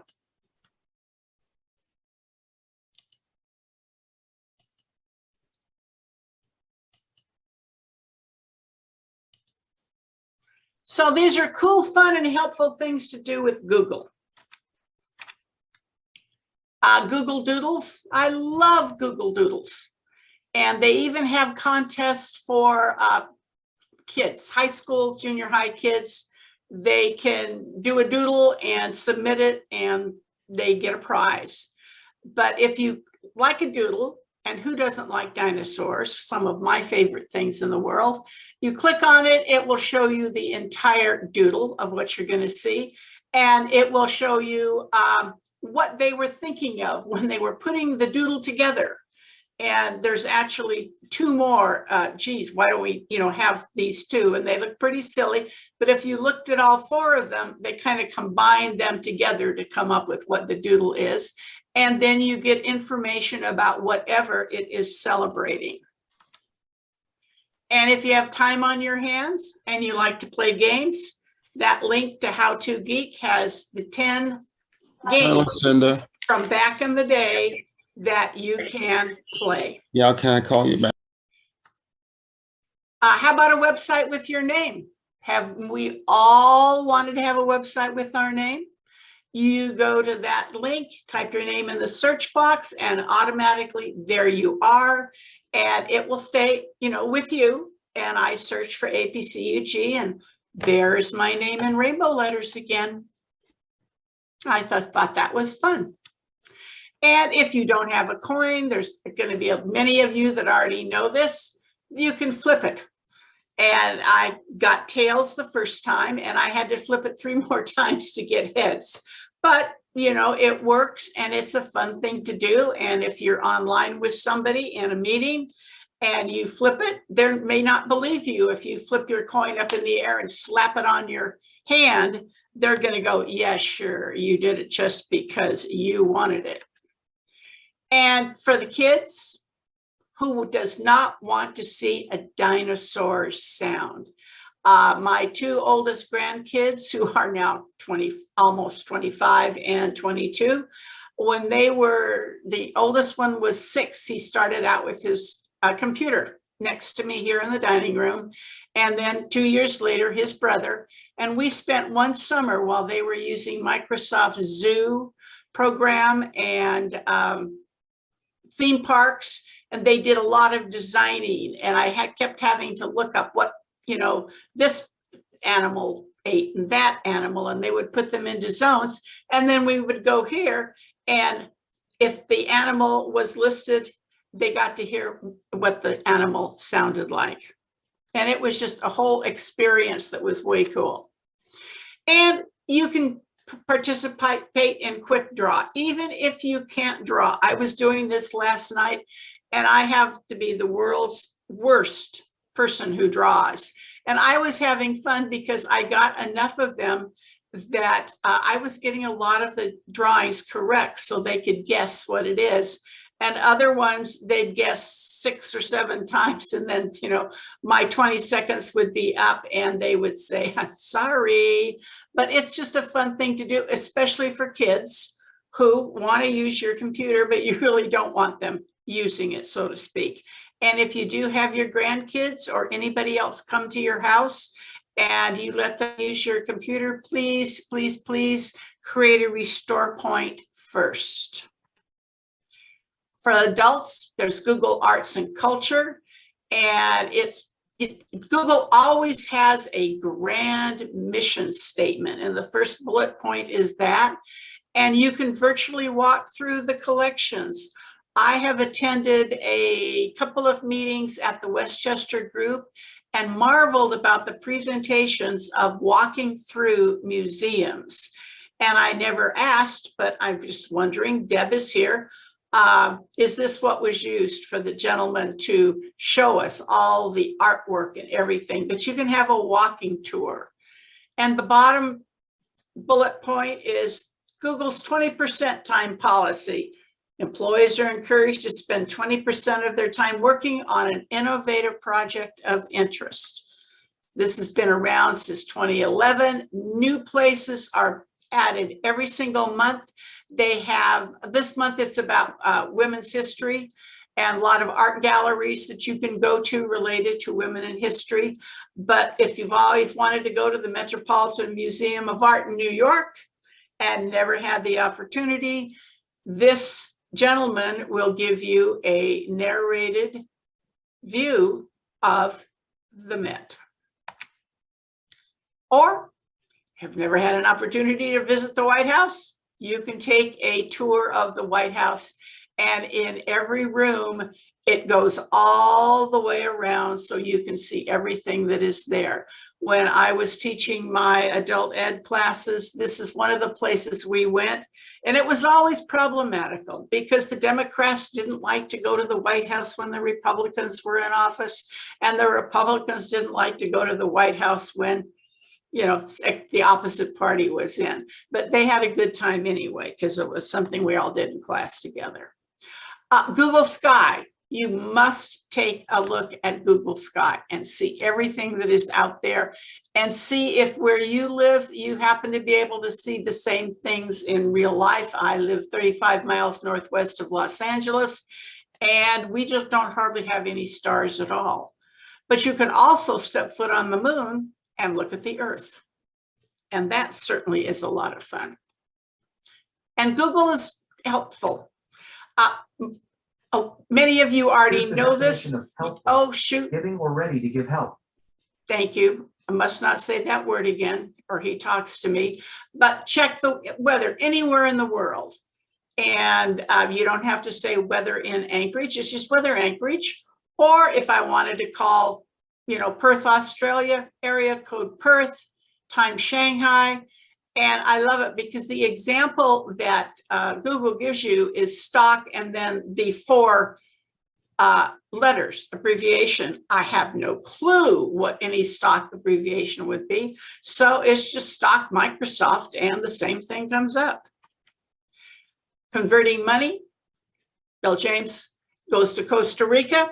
He can use this money conversion, snap of the fingers. He knows what's going on. Everybody in my family except one person is math challenged. We really don't like it. So having the ability to just type in the search box what we need to know and having the calculator come up is absolutely fantastic. Or you can just type calc and it comes up and lets you click on the numbers that you need. This is my favorite one. When I create a presentation or write something, I find I tend to use the same word over and over and over. So I go into define and the word, and this was helpful, and I can pick out all the different words that mean exactly the same thing. And in my presentation, somebody's not going to say, you know, she used that same word 15 times. So I use define a lot. And Google Translate. And Bill wanted me to let you know this works on everything because he uses this when he goes to Costa Rica. He does not speak whatever version of Spanish that they talk. And this works wonderfully. I use Google Translate if I have too much to tell my gardeners and I want them to make sure they get everything. I will go into this and I will, you know, get a copy of it. My 1957 Spanish does not always work, but I can still speak it and I can ask them a question in Spanish. The problem is everybody's Spanish is totally different. But again, you can look at a image in your phone's camera and it will translate whatever is the caption on that image. And in this case, a friend of mine sent me the link that's been on the news about the Russian person talking about they're so sorry they're doing this, blah, blah, blah. And I did a deep dive down under that and came up with the webpage in Ukraine that had it. And of course, it's in Ukrainian. I don't speak that nor read that, but translate, click to English, and boom. There it was. And it's very interesting to keep this up and just see what's happening coming from them directly. And I love it. Look at how the long thing on the left, and then it says cookies, and it just translates to we use cookies. Google Earth. If you have not spent time with Google Earth, you should. You've got, you know, a time to just sit down and think, oh, you know, I'm so tired of word processing. I'm so tired of PowerPoint, you know, poo-poo with Excel. Let me do something fun. Try Google Earth. covers more than 98% of the world, 10 million miles of street view. And I love the time when I went out front and there the Google car was trucking up the street, big, you know, on the side and the camera on the top. It was absolutely, it was more fun, only because I'm a techie person. And this is Google Earth taking a view of my community, Santa Clarita. And I love the different colors, and it's interesting to see what they consider interesting, like the Tractor Supply Company out Sierra Highway past our junior college. We have 2 universities and a junior college up here in my little 220,000 community. But it's interesting to think what they picked up, and Black Angus isn't here anymore. So this is an old view. And time lapse. I had more fun with this last night. The Columbia Glacier Retreat up in Alaska area. It starts with, when you log on to it, 1996, and it goes all the way through year by year to 2020, and you can see how much it has melted. Climate change is alive and well.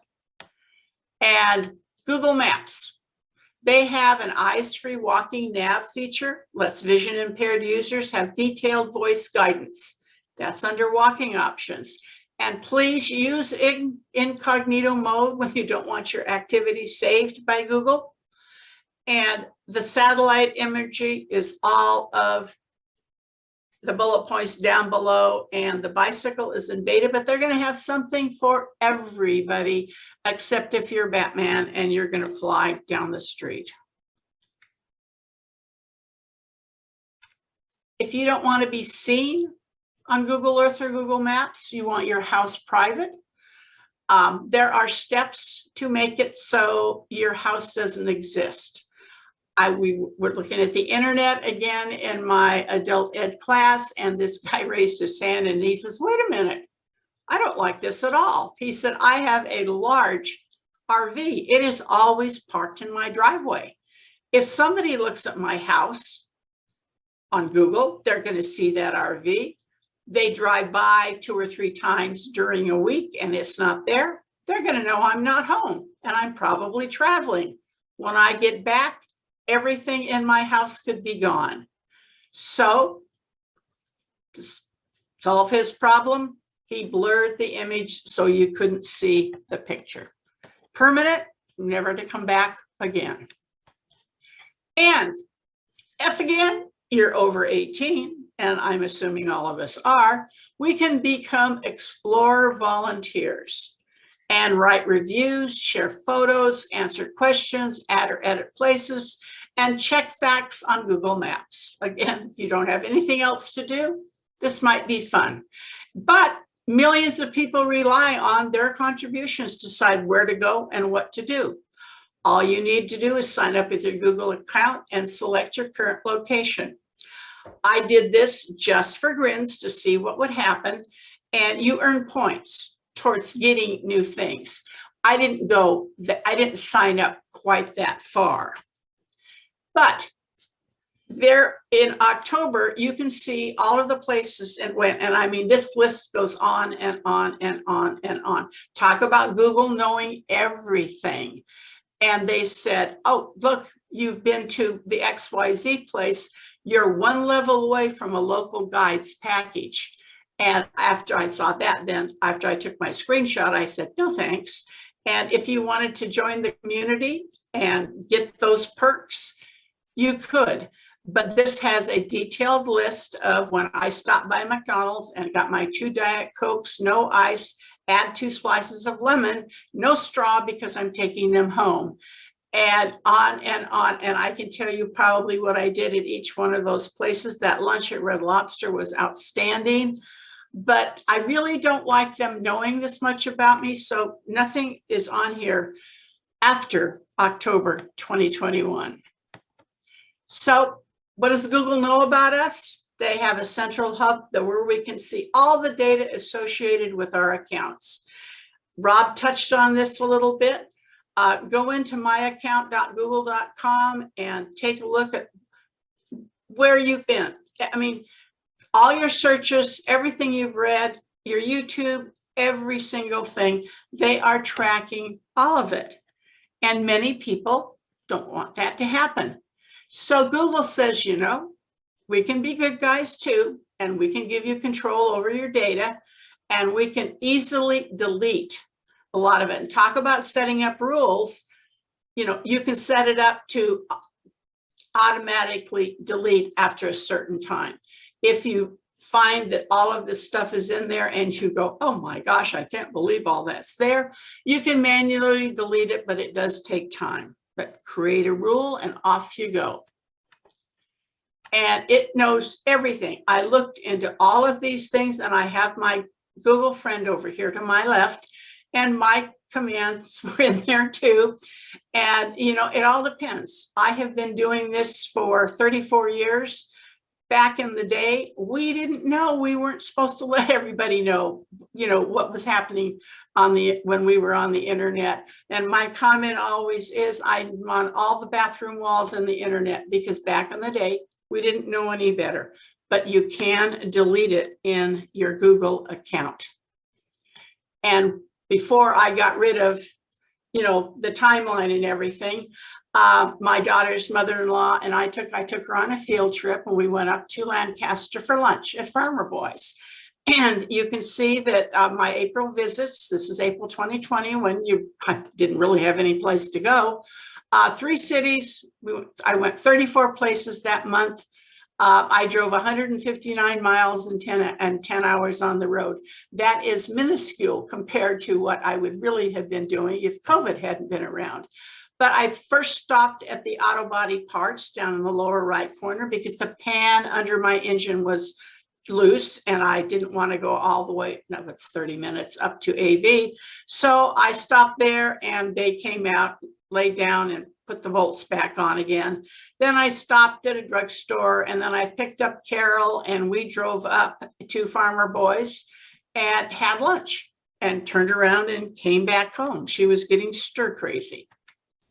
So I have some resources, and I also have had the opportunity to not only tour Google's home office, but various and sundry locations.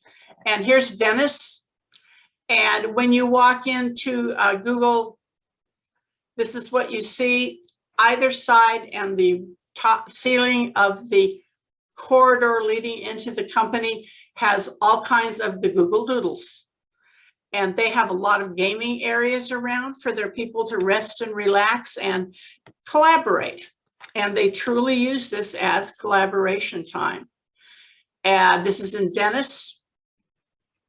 You know, you get off work, it's lunchtime, grab your bike, grab your surfboard, you know, shoot a few waves, come back, bring your dog food's there, treats, water, whole 9 yards. Very relaxed atmosphere. There's eating stations all over the place. Oh, good grief. At home office, every floor had an eating station. And the restaurants, and everything is free.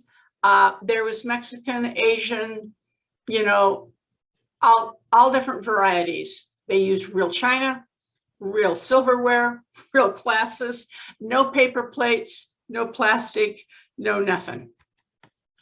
And it's all about ideas. This is the light bulb over that little collaboration thinking area right there.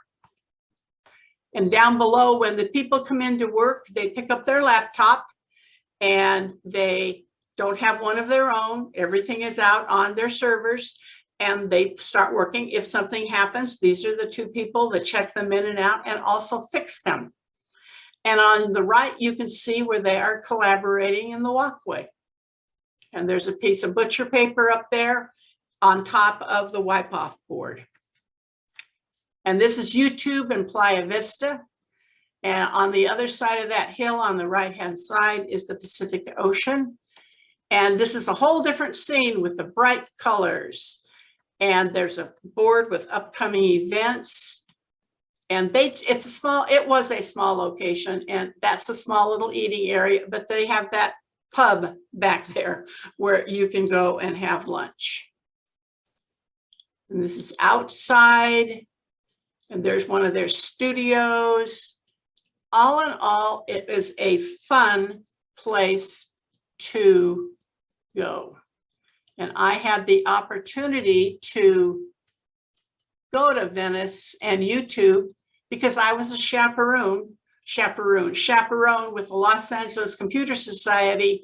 Their president was a teacher, a tech teacher at LAUSD, and they needed chaperones. And I said, I'll go. Well, during peak traffic time, it took me an hour and a half to get there, but I didn't care because I'd already been to corporate and had such a good time there. And, you know, I got to see the boardroom where if you're called to there, you'll know that you need to put a jacket on. And I got to go to corporate because one of the guys that was working on Google Street View came and gave a presentation at the Southwest Conference. And he said, come up anytime. So I sent him an email and asked if a certain date was okay. And my two brainstormers, Judy and Jerry Clark, and I went up there and he'd completely forgotten about us. Oh, well, we had a good time, but they would not let me take any pictures up there. I am finished. Was the free food for visitors too? Oh, of course. I was free food for everybody. At corporate, they have gym, they have dry cleaning, they have a barber that comes in. There is no parking per se. It's all solar over it. This was 15 years ago. And they bus almost everybody in because they're right in the middle of a residential area and there's nothing, you really can't get in your car and drive, you know, to lunch or anything like that. And they have a pool. They have all kinds of things and every single thing is free. And when the guy came down to Southwest for the conference, they had asked him to join the company. And he said, I'm the oldest one there. And of course, according, you know, at our age, he wasn't anywhere near how old we were back in the day. But I got such a kick out of that. And he goes, yeah, he said, I raised the age level just a little tiny bit. But, and they share offices at corporate, 2 people to an office, 2 great big huge monitors for each person, but free food, free snacks, you name it. And I'm thinking to myself, these kids get out of school, they go to work there. It's interesting what the culture shock would be when they go to work for someplace else that has not one of those benefits. If you have any other questions for Rob, please put them in the chat box because I have a page here that we did not get to with him. And I will copy and paste them and I will send them to him and send them out to you with a follow-up material. And it will have, you'll get the 2 things from him that he said and a PDF of my presentation. So does anybody have any general questions that any of us can answer? And by any of us, I mean any of us. Any of us. George. Just open Q&A. Unmute. Unmute, kiddo.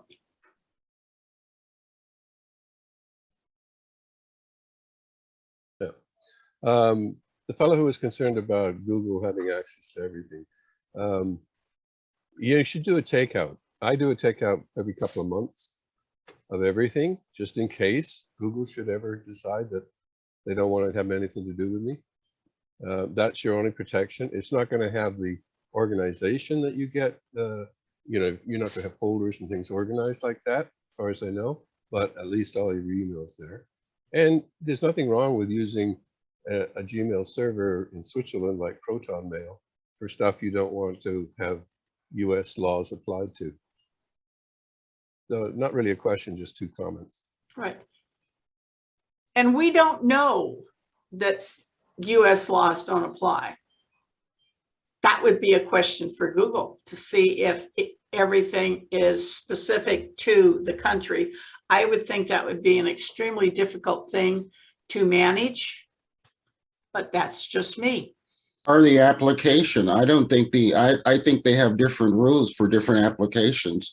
YouTube policy might be completely different from email policy. Yeah, I think if you put commercial music up on your YouTube, you could easily get banned for that. But I don't think you'll lose your Gmail account. No. Your general Gmail. They just read our Gmail for ads. I can remember the first time that hit me is a Zoom text type program for people who are losing their vision got in touch and said, we've got 50 copies for you.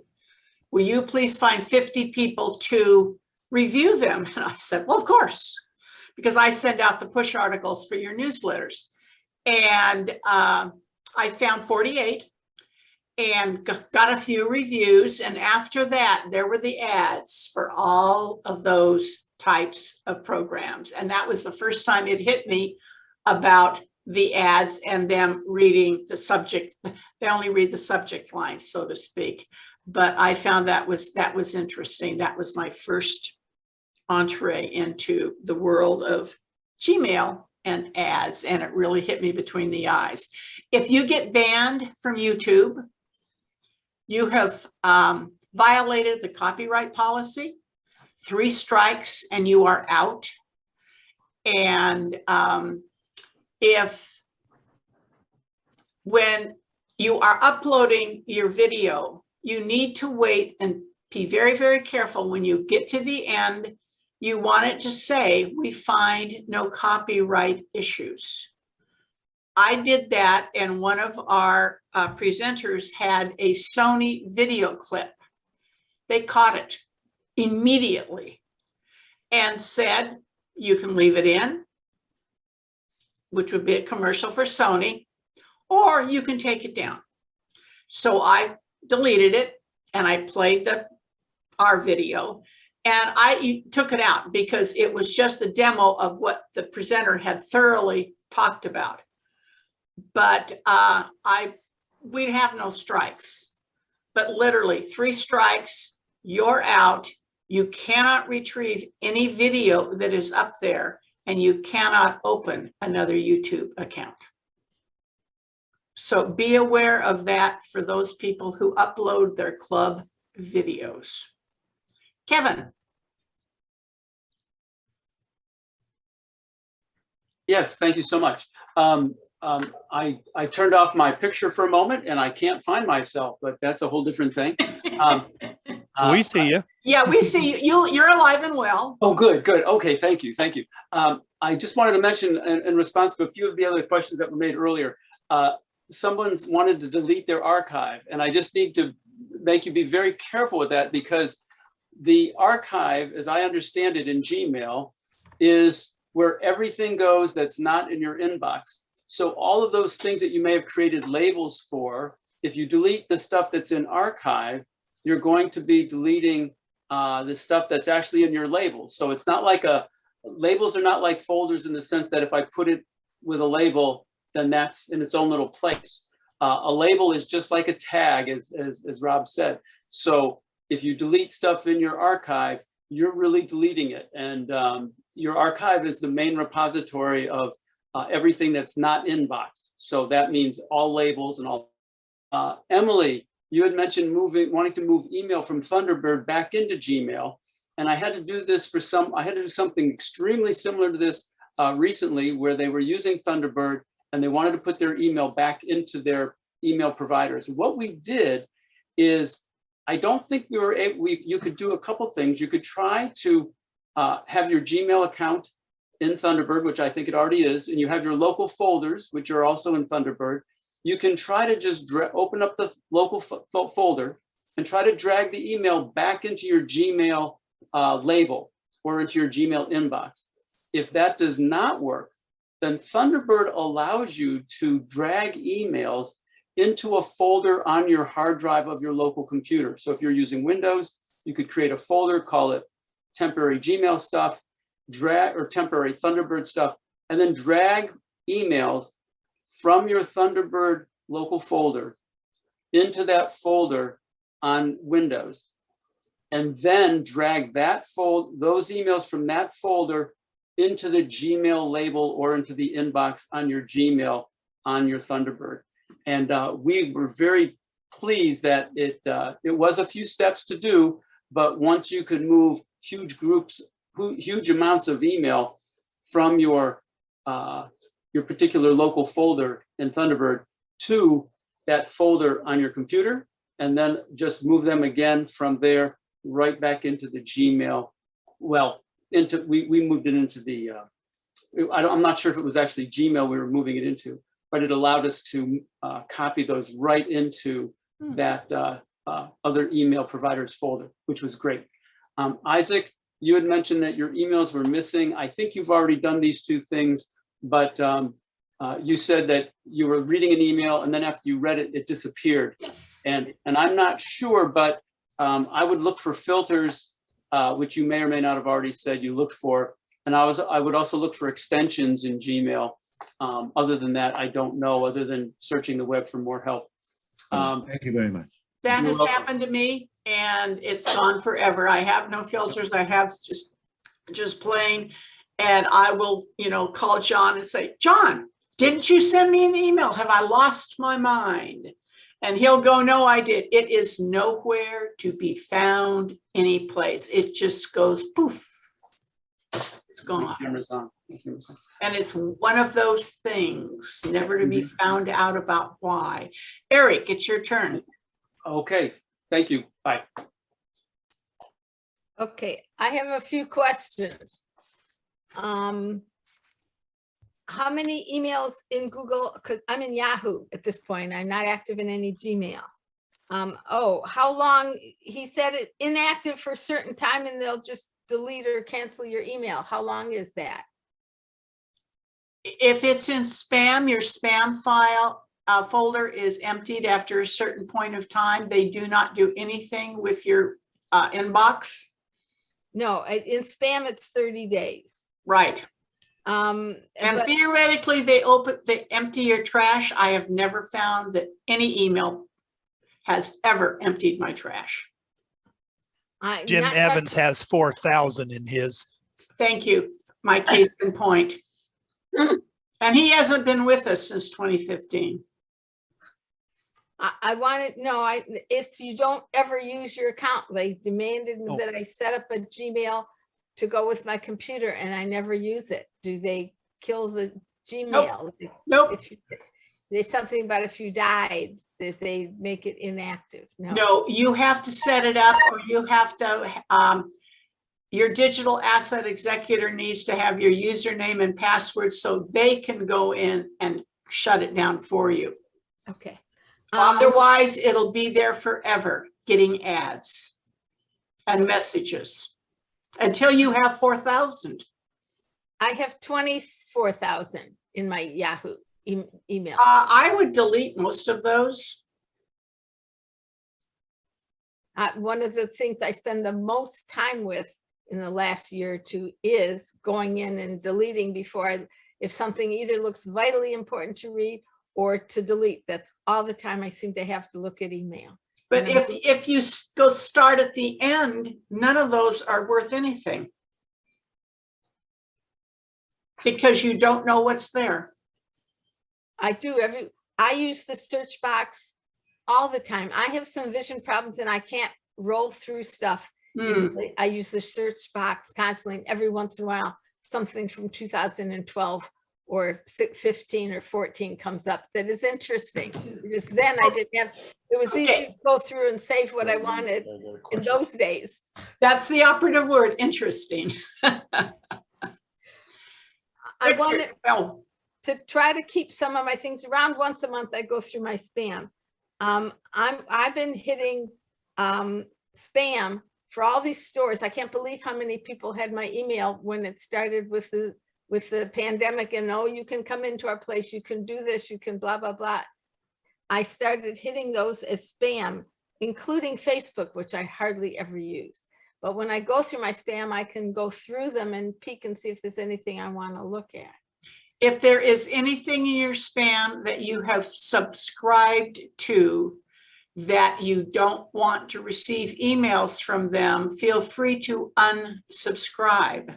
I'm looking at things I want to glance and see if Staples has an interesting ad for something I want to buy, but I don't very often. So I want to glance at them real quick, put them all. Does spam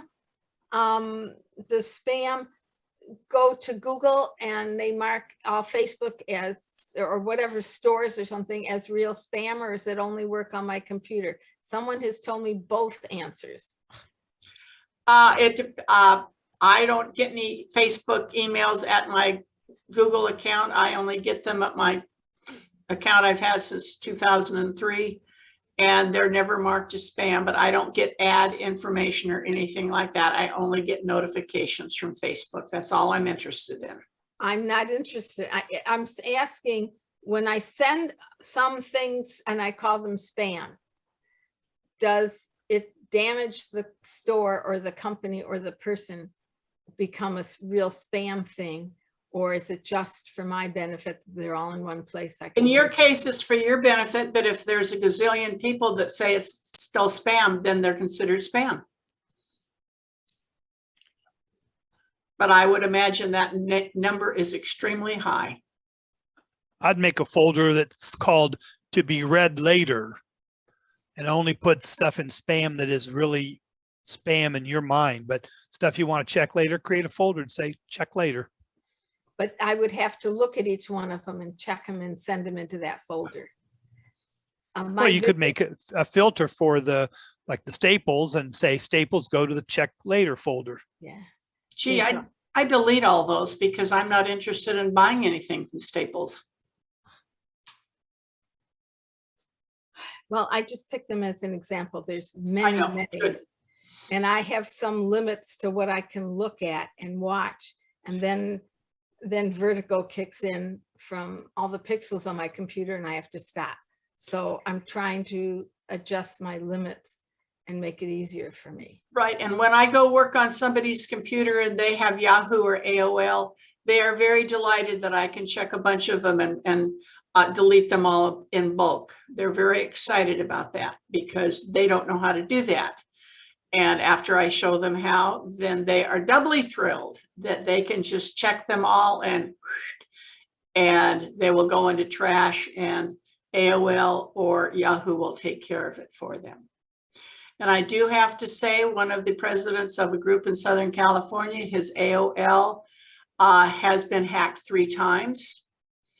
I would not use AOL if you paid me, even though they gave all the board and those kind of people at APCUG addresses years ago, nor would I be caught dead using Yahoo, because they're not secure. They get hacked all the time. And now whoever owns, I don't know, AOL or Yahoo, it went to Verizon. They didn't take good care of it and they passed it on to somebody else. Google's are a known entity. We know what it does. We know it knows everything about us. And I've never gotten a hack from anybody who has a Gmail account. Richard, it's your turn. Can you hear me now? Absolutely. We couldn't hear you before because you were muted. I'm holding down the space bar. All right. Good job for saying that. Did you hear? I see you guys looking around for where your mute is. If you just hold your space bar down until you're finished talking, it works. Well, I happen to remember that. Good job. This is something that just occurred to me, and I haven't had time to go and check it today, but I do remember that when I first created a Google account or Gmail account or something, it was for the purpose of using their free phone calls on Gmail.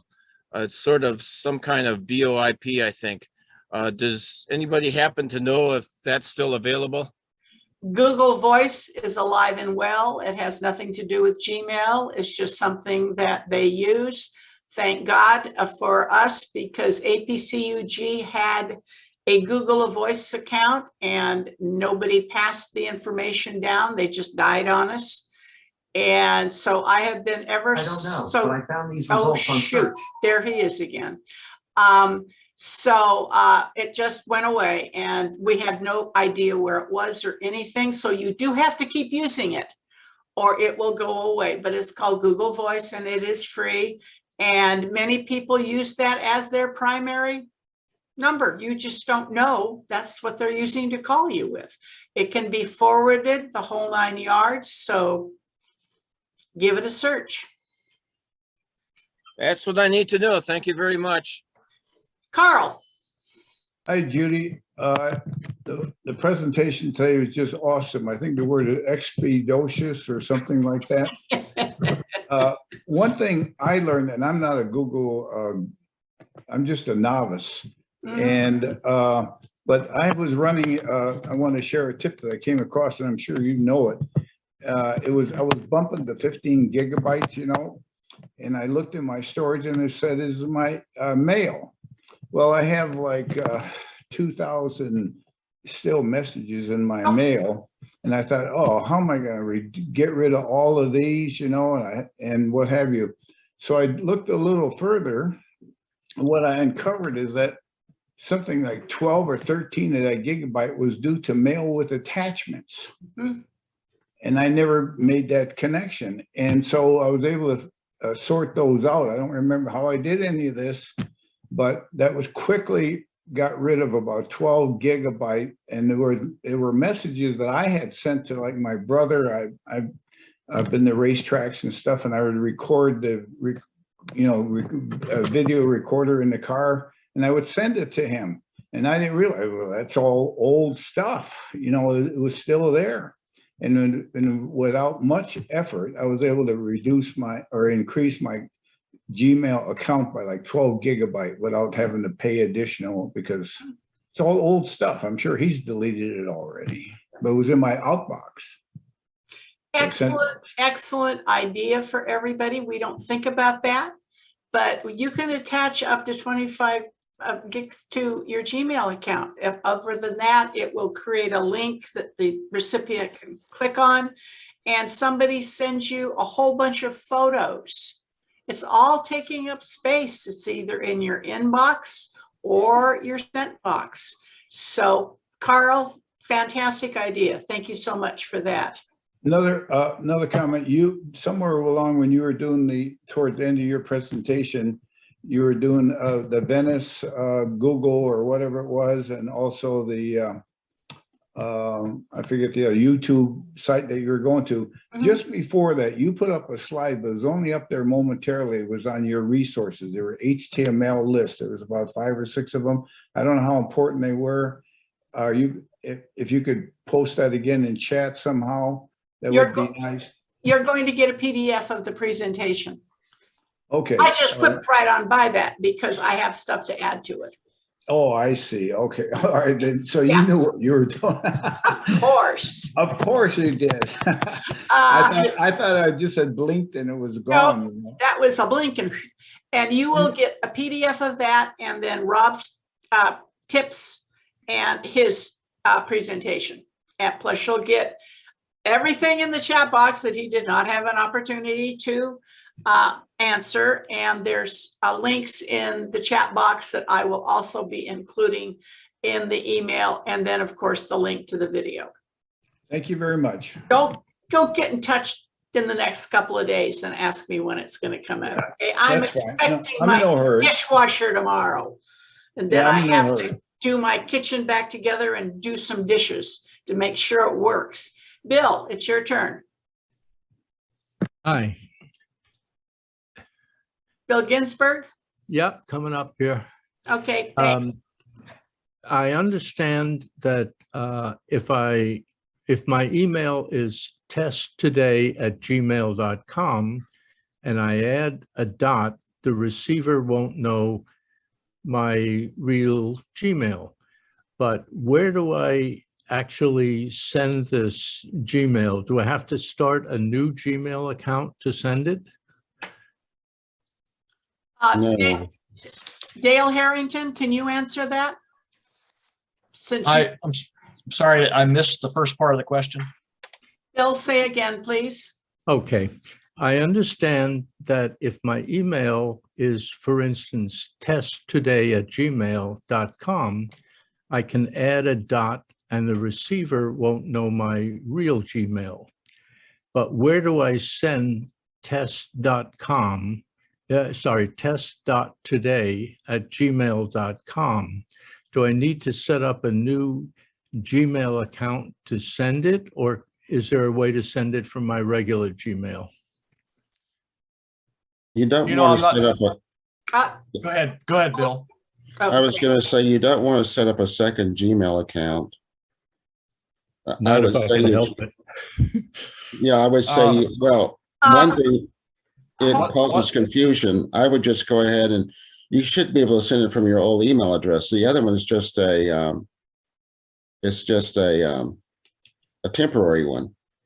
I understand, but how do I physically do it? Bill, Yeah. Bill G, put that in Bill- the chat box. Put that in the chat box for Rob. May I answer the question? Yeah. Oh, Kurt, of course you'll have an answer. I didn't see you up there. The place that you use that is when you're registering for something on a website, as an example. Okay. There you put your name plus whatever it is. Yeah. And you give that to that provider. They will think they have no choice, okay, but to take and trust that as a valid email address. When they send something to that address, Google strips out everything that's after the plus before the @ sign, and now puts that in your incoming mail. Oh, excellent. Okay, that's a very good explanation. Or in his case, he was talking about the dots. They will get rid of the dots too. The dot or a plus sign, probably an and sign, any of those. Just no, just plus. Just plus. Okay, a dot or a plus. Dots within your name. Don't you have to make a label that all that email that comes into that dot You don't have to. plus email, don't you have to make a label so they all go there? You would want to do that for organization purpose, but you don't have to. You might want to do that, but you don't have to. Okay, so when I go to a website, I don't want them to send all this stuff. I say my regular name, let's say Bill dot something, and my regular name is Bill something, and I write it in as Bill dot something @gmail, and go to that website, and that will come into my regular Gmail box. Correct. And I will recognize it as something different, and then make a filter or a label. Excellent, very good. No, you won't notice anything different. Okay, Mr. Trout, you know what I'm going to ask? And I know your fingers are already working on it. What's that? Type that up send it to me so I can include it in the follow-up material. Yes, excellent. Kurt, when you do that, please refresh Bill the difference between the plus and the dot. It's the plus that allows him to do the filtering with that extra term. So when he signs up for the email at that company, he says Bill Ginsburg plus Staples @gmail.com. If you put a dot is still, if you say Bill Ginsburg .Staples, that implies that there's a real email address with Google called Bill Ginsburg .Staples, and there isn't.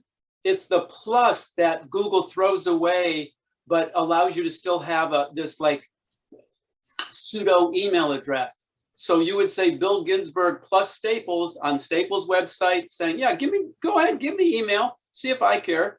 But you'll give them the email address Bill Ginsburg plus Staples.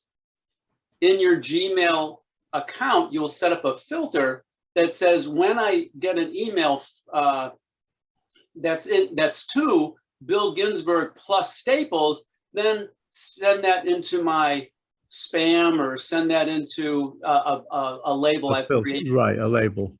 Okay, that's excellent. So it's the plus sign. So when do you use the dot? The dot, well, what I'm writing it up.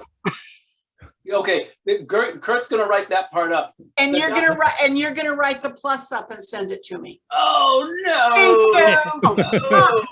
Giving And him then- more homework.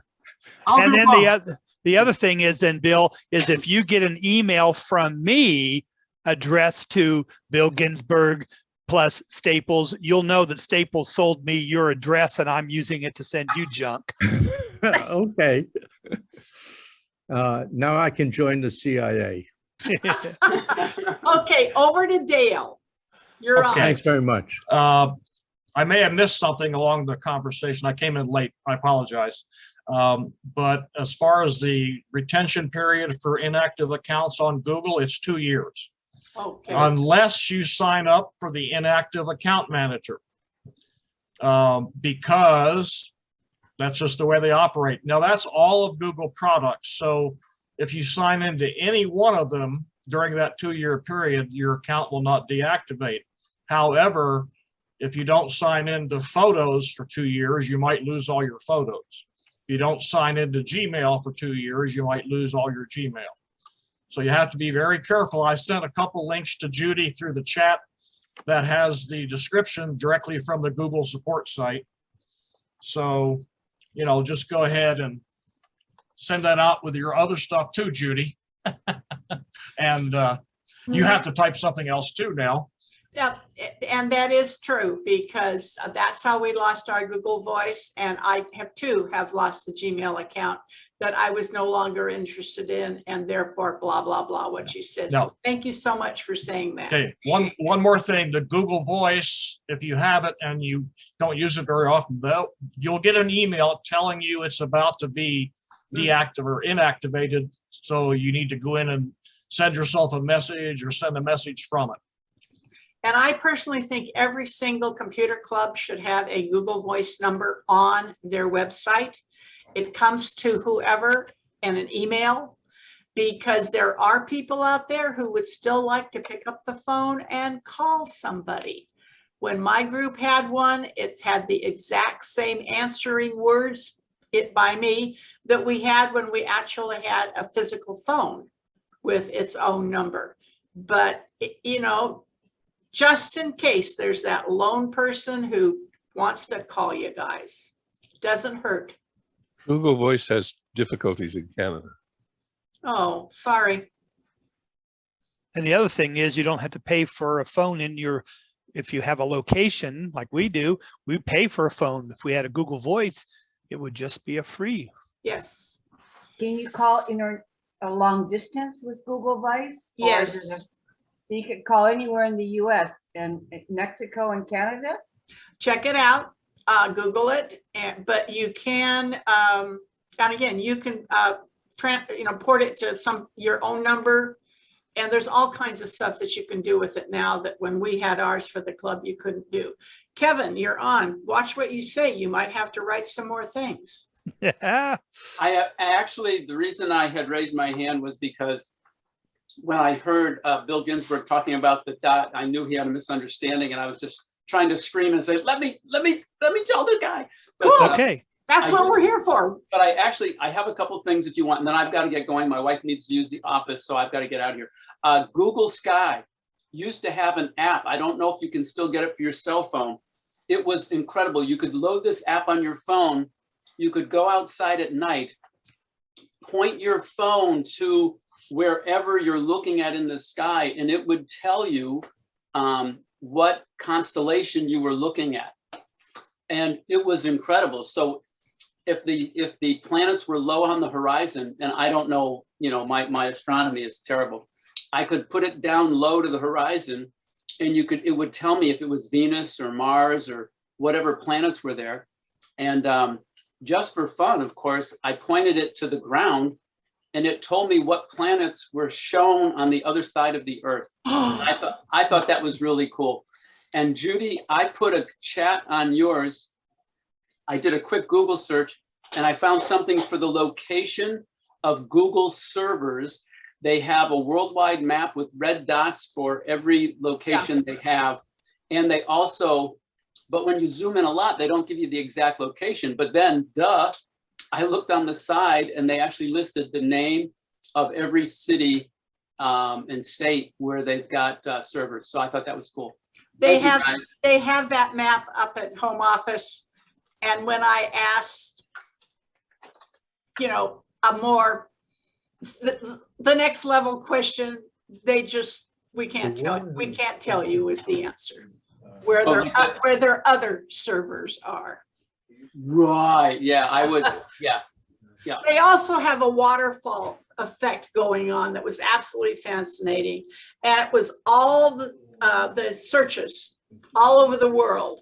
And it was out from the wall and it looked like a waterfall and you just went, wow, and looked at it. But yes, and I'm going to look up the Google Sky app, and if it still exists, I'm going to put it in my presentation.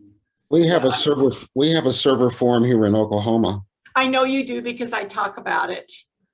And just before I'm going to say goodbye, and then I'm going to have to get off. As I was going through the people on, I saw Joanne Beauregard again. I still don't think, Joanne, I've gotten your email address. So if you want to, I'm going to pass mine to Judy, or Judy, if you want to pass yours to me, and we'll have to touch base. Got it. So you have my permission, Judy, to give my email address to Joanne. Thank you so much. And thank you for being the middle person. Thank you. No problem. It's the story of my life. But I am not the middle child. I'm the baby. Best regards to everybody. Thank you so much for a great presentation today. Bye-bye. Thanks for attending. Eric's wife is on again. I was just going to say, yes, Google Sky is on my phone and I use it every now and again when anything's going on. I look around, the moon is doing something special and I'm looking, I don't see it. I take my phone, I open it up and I move it around till I can see where it is. Oh, it's just below the horizon. It's not quite up yet. That's why I can't see it. And I can wait and come back. I use that and look at all the constellations and things. Yes. Absolutely fantastic. My only claim to fame is in the fall, the harvest moon hangs right up at the top of my hill. You come up the hill and there it is with trees on either side and it takes your whole view. Fantastic.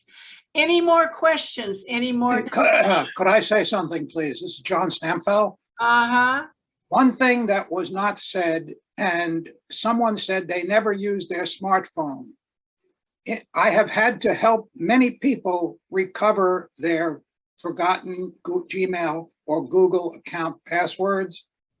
You really want to set up a text-capable phone number as a recovery device and also have a secondary email as a recovery device for your Gmail account. If your Gmail account ever should get hacked, and it's not because of Google, it's because somebody else got your password somehow. Yep. You need to be able, or you forgot your password. You need to be able to recover. The recovery process is straightforward.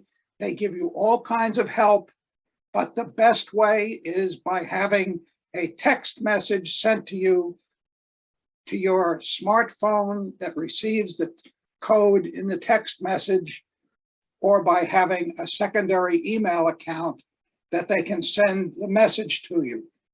That's something that he didn't show how to go through that, but you really want to have the ability to have two-form security to recover this.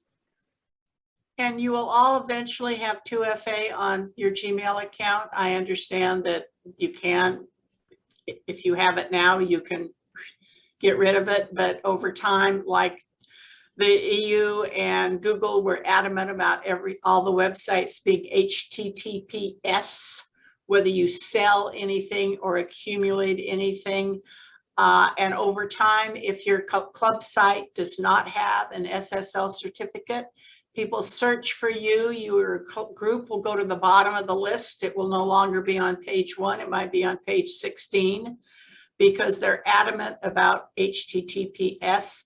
Google and the EU, they're adamant about 2FA to keep emails from getting hacked and all that good kind of stuff. And I have one email account, my one that's been around since 2003, and every single password that needs to be changed, I include that as one of the ways that I get the email that says, hi, here's the, the code. And my digital asset executor knows that that should be the last thing in the world she should ever shut down, because that's where, if she has to change the password, that's where the email's going to go. Bill King from Alabama. You're on mute, please unmute. Unmute lower left-hand corner, or just press your space bar and hold it down. I got it. One of the things that I have problems with is I have to send out lots of emails to my retirees, and I'm limited to so many emails per day. So I've had to set up 3 or 4 different email accounts. I don't know whether it's 500 or 1,000, but it'll lock me down. How many do you have to send out at one time? Well, at one time I usually do about 500. Gmail will let you send out 300, but last night it let me send out 317 and didn't crab at me. So that might have changed. You perhaps want to start using MailChimp. It is free. It's what you get from me about this, because I'm sending out to 1,600 people in one fell swoop. And MailChimp.com, set it up, copy and paste whatever you want in Word, and you're good to go. Create a template like with the logo up at the top or whatever. And Bill James has used this forever and a day. I used it and it looked like, actually it looked really crappy. And I couldn't figure out why, because I'm a nice person, copy and paste has always worked. And then he told me a little tip. And with that little tip that I didn't know, each one looks identical and it looks just fine. And it doesn't take me forever and a day to edit it. But like I said, easy to use, it's free. And you, do you have different email lists, different people on different lists? Yes, I do. Okay, I believe, Bill, can't you make groups of people that you send to? And you can't have more than 2,000 on your free account. Joanne, you're agreeing with all of this. This is so cool. I love the participation. Tom Kelly, you're on again. And Tom Kelly is from Under the Computer Hood User Group. That is the best name in the whole world. They are in San Diego. And we'll maybe let Tom be the last one due to a time constraint now. What time is it? 2:45. Oh, 11:46. Okay, I just want to mention about two-factor authentication. For example, my wife does most of the work for our banking accounts and things. Well, the problem is, if I'm going to look at the bank account, an account that has two-factor authentication, the authentication codes go to one of her, either her cell phone or one of her accounts, her email accounts. If you're going to use that, make sure you have the codes sent to an account that everyone who needs to access it can. Otherwise, you can't get into it. That is true. That is true. Thank you so much. That's for those of us who are head dummies. I have a note here that Google isn't too swift with its Vietnamese translation to English. And that was like when Cigna Healthcare asked me if I could translate their forms into Spanish. We had facilities in foreign countries that spoke Spanish. And I said, of course, Mexico City, Puerto Rico, etc. And I said, of course I can. And I sent it off to the treatment centers in both places, and they both laughed at me. It was high-level Castilian Spanish. And they don't speak that in Puerto Rico, nor do they speak that in Mexico. So if you do translate a website, it might not be the best translation known to man. Thank you so much for attending. Thank you so much for Rob giving an absolutely fantastic, detailed presentation. We appreciate that. And John, please take us away. Yep. a fantastic number of attendees. We set a record, I think, today, including still having over 90 people still here 45 minutes after the closing unofficial time. Nothing else to do on March 9th, obviously.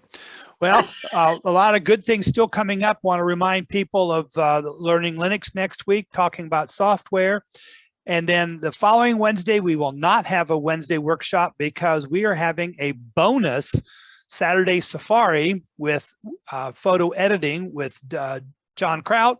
So those who were here last month, we're going to do the hands-on, get your own copy and take you through it. And then we'll be back at the end of March on the 30th for backup day. We have to set a record.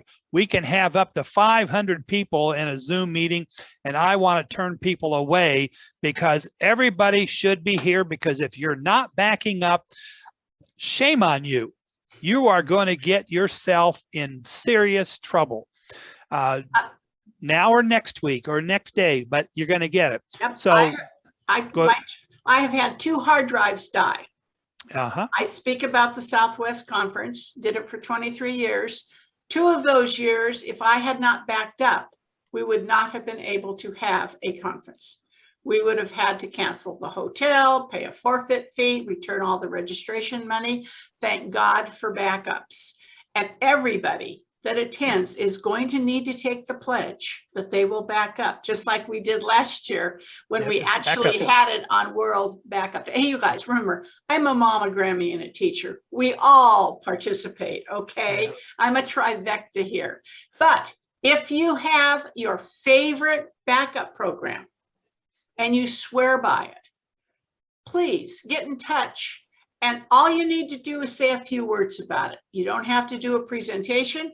You can just tell us why you love your program, how easy it is to use, because that's what we're all looking for.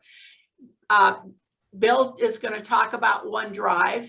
The president of the Philly group has a free program that he's going to talk about. And we do have a presentation by Mark Schulman, and he's a great presenter. But other than that, it's just what we got through doing right now, but we're calling it a roundtable, like John is for his Linux one next week.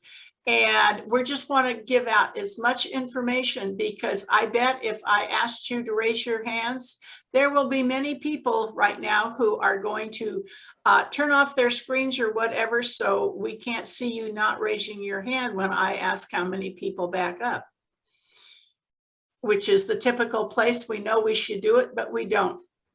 Yep. Kurt, last word. You've got mail. Thank you. Appreciate that. Kevin's gone, but I'll get his mail this afternoon, probably. You always, he's always finished. It gets me off his list of, oh my God, she asked me to do that again.